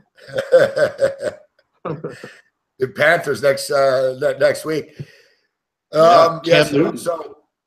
So yeah, we're going through the baseball. I guess I never should have brought up the killer in Fenway Park, but well, here's an idea. That's the problem. You can't have adult conversations. Like I said, I feel bad. Normally I don't, because I don't want to offend anybody here. And I was having a serious conversation, and I wasn't trying to disrespect any troops. I wasn't. You know, if it came across as flippant or whatever, but yeah, I do believe. Yeah, we've stolen people's fucking We've stolen people's things before. Yes.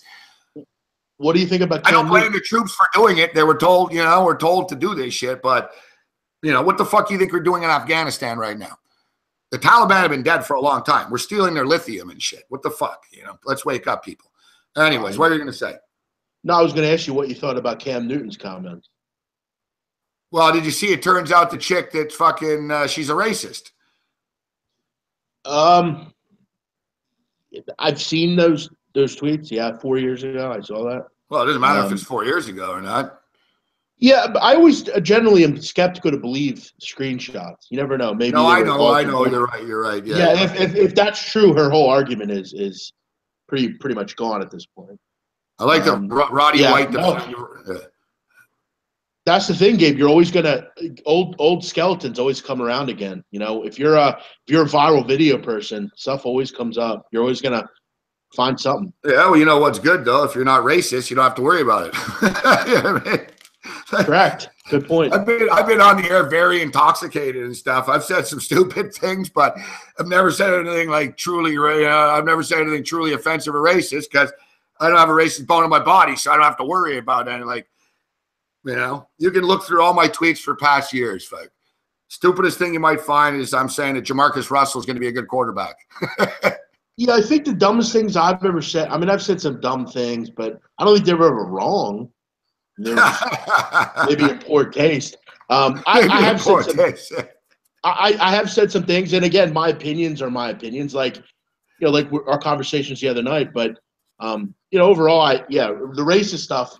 If doesn't matter when you said it. If you said it, it's not going to go. It doesn't go away. Yeah, and nowadays, every person will look that up. People will sit there for hours on end and try to find that kind of stuff. Oh, and everyone gets buzzed. Exactly. I remember Trevor Noah got hired. They started looking back in time, and they found him saying questionable shit. Look at Laramie Tunsil, the kid from Ole Miss. On draft day, somebody went back like 6 years and found him smoking that fucking bong through the.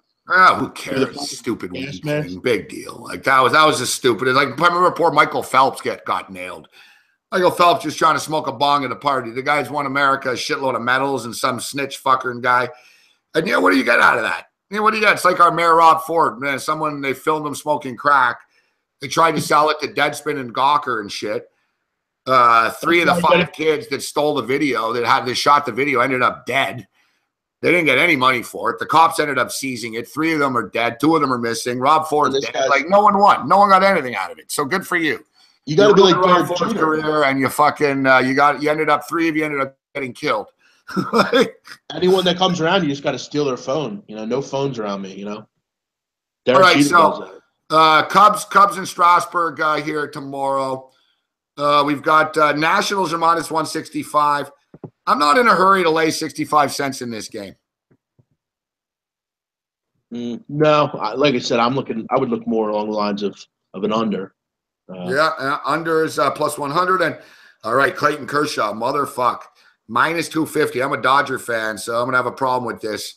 Looks like I'll have to money line. I'm gonna have to money line parlay the Dodgers or something just to get some action in on this.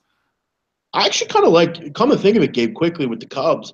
At that price, I'm kind of liking the Cubs. Hard not to, eh? Like, kind of a pick 'em game. Yeah, kind of heavy there. All right, big man. So before we get you out of here, we got Memphis and UConn on the board tomorrow, and Boise and BYU. Yeah. So Memphis. Of course, Memphis had that big win against UCLA. Then they turn around and last week they got crushed by UCF. Yeah, they did. Yeah, public came in on this game, Gabe. Earlier today it was 13. It's up to 14.5. Public definitely coming in here. I want to say I actually gave this out on one of my shows on SBR. I gave out Memphis 13.5. I think this is a good get right game for Memphis. They haven't really put together. And Gabe, really at this point, does that win against UCLA mean a whole lot at this point? I know. UCLA's a very average football team. You did that at home and you won by 3 and you gave up 45 points in that game. Memphis is bad defensively, but I think they'll do kind of what SMU did last week, kind of pull away towards the end and win by 20. They have to – if they can't move the ball against UConn, UConn may be the worst pass defense in the country. They're in a total identity crisis right now. Well, usually UConn has been a stout defensive team with an incompetent quarterback and offensively. But it's crazy because, it's rare to see a total of 72 for a UConn Husky game. But here we are right now. And, look, the Huskies they're an over machine every week. They're getting carved up. They're 12th in the country in passing, 49-28, UConn. 41-38, 38-18. Yeah, hard not to take a look at the over here in this football game, 72. Yeah, I think it's a 49-28 type of game. I think the one concern is it the game where it's like they score 18 against like they did against Virginia? Can you trust them is the question. But you're right. I mean, they're 0-4 against the spread. They haven't covered a number yet. They're both 3-1 against the number, against the total too. They both have 3 overs. They both have 1 under this year. You got to look at this. 41-38 is a loser. Or no, it isn't. No, 41-38 is a winner. I'm sorry. 38-31 is a loser. I'm one to think it would go over. I wouldn't bet under here, put it that way. I just think Memphis is the better play. They should win by 2 touchdowns. 14.5, though, tough number. I wouldn't be as interested at that number. All right, and Boise at BYU. Oh, this is the Bus Bowl. What a shit show this is, huh? Yeah, this is the Bus Bowl. Hard to bet over. I'm looking under, probably. I mean, who's the quarterback for BYU at this point? Bo Hodge is out. Tanner Mangum's out. Who's the quarterback at this point? And Boise is just, they had a week to think about their little stunts they've pulled over the last couple of weeks. I would think Boise gets it going here and gets right here. But, can you trust them? No. Yeah, but I definitely don't trust BYU. So no, if I had to play it, I would go under. Fortunately, we've got some baseball to bet on tomorrow night. Got 8 NBA games as well, so I'm sure there'll be something there. Can't wait. We're getting close. We're getting closer to the start of the regular season. Yeah. All right, big man. I'm looking forward to tomorrow, Gabe. I'll be on the air at 12:30 Eastern. Everyone. Yeah. By the way, we're taping something tomorrow actually because it's Thanksgiving in Canada on Monday. It's a holiday on Monday here. Happy Thanksgiving. We have our Thanksgiving earlier. It makes more sense actually to have it earlier, I think. Are you cooking a turkey? What's a turkey like at your house? I'm the only turkey in my house, fuck. What are you eating? That grape, whatever, that little chicken you were showing me? The Swiss Chalet chicken. Yeah, maybe it will be a Swiss Chalet day, actually. Yeah. Any soccer plays tomorrow? Yes, I'm on. I'm on my Albanians. They're a +3 against Spain. Gabe, I have a great angle for that Albania game, right? Spain is going through some independence issues in their country as far as one of the areas in the country wants to become their own country. So there's all these players on the team that aren't happy with the government, and there's all sorts of shit going on. So Albania plays them tomorrow. I think they're going to be a little bit out of it tomorrow against Albania. I think the Albanians cover the 3 goals, get a big number there. Big man on campus. Check him out in the morning at 12:30. He's going to have some winners for you. And, big man, I'm taping. Yeah, that's just like I said, I'm taping Monday's show, Thanksgiving. From I would go live, but they don't have people in the TV studio. So if you're free, I'll send you a message tomorrow. I'm doing a hit with Cam Stewart. I want to get you and Cam on at the same time. Should be a funny segment. I'd love to chat with Cam. He's I love his laugh, man. I would love to chat with him. Great guy. Yeah. So it'll air Monday. So basically, we'll talk about the Bears and the Vikings game Monday night. Yeah, I'd love to. Whatever you want. Yeah. All right, good shit, brother. I'll send you a message in the morning, man. It's always a pleasure, big man. Thanks for checking in, huh? Thank you, sir. Appreciate it. There's a big man on campus with us here this evening. Man, the show always just flies by. Fuck.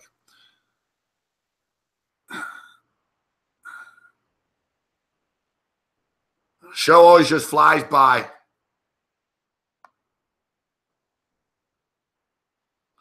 All right, we'll take a quick break here.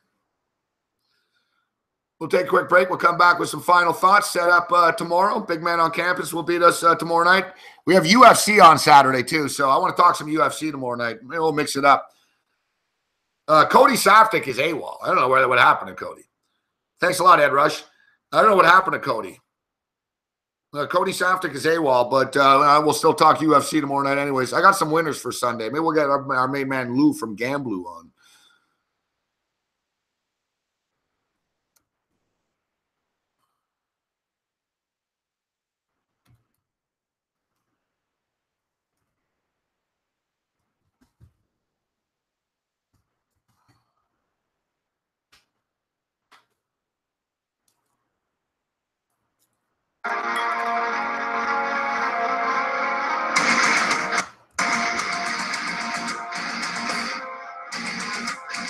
LA Kings hanging on 1-0.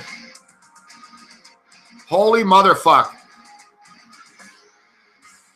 You know, remember I told you the Coyotes were winning 4-1. The Ducks are now leading 5-4 right now. Crazy.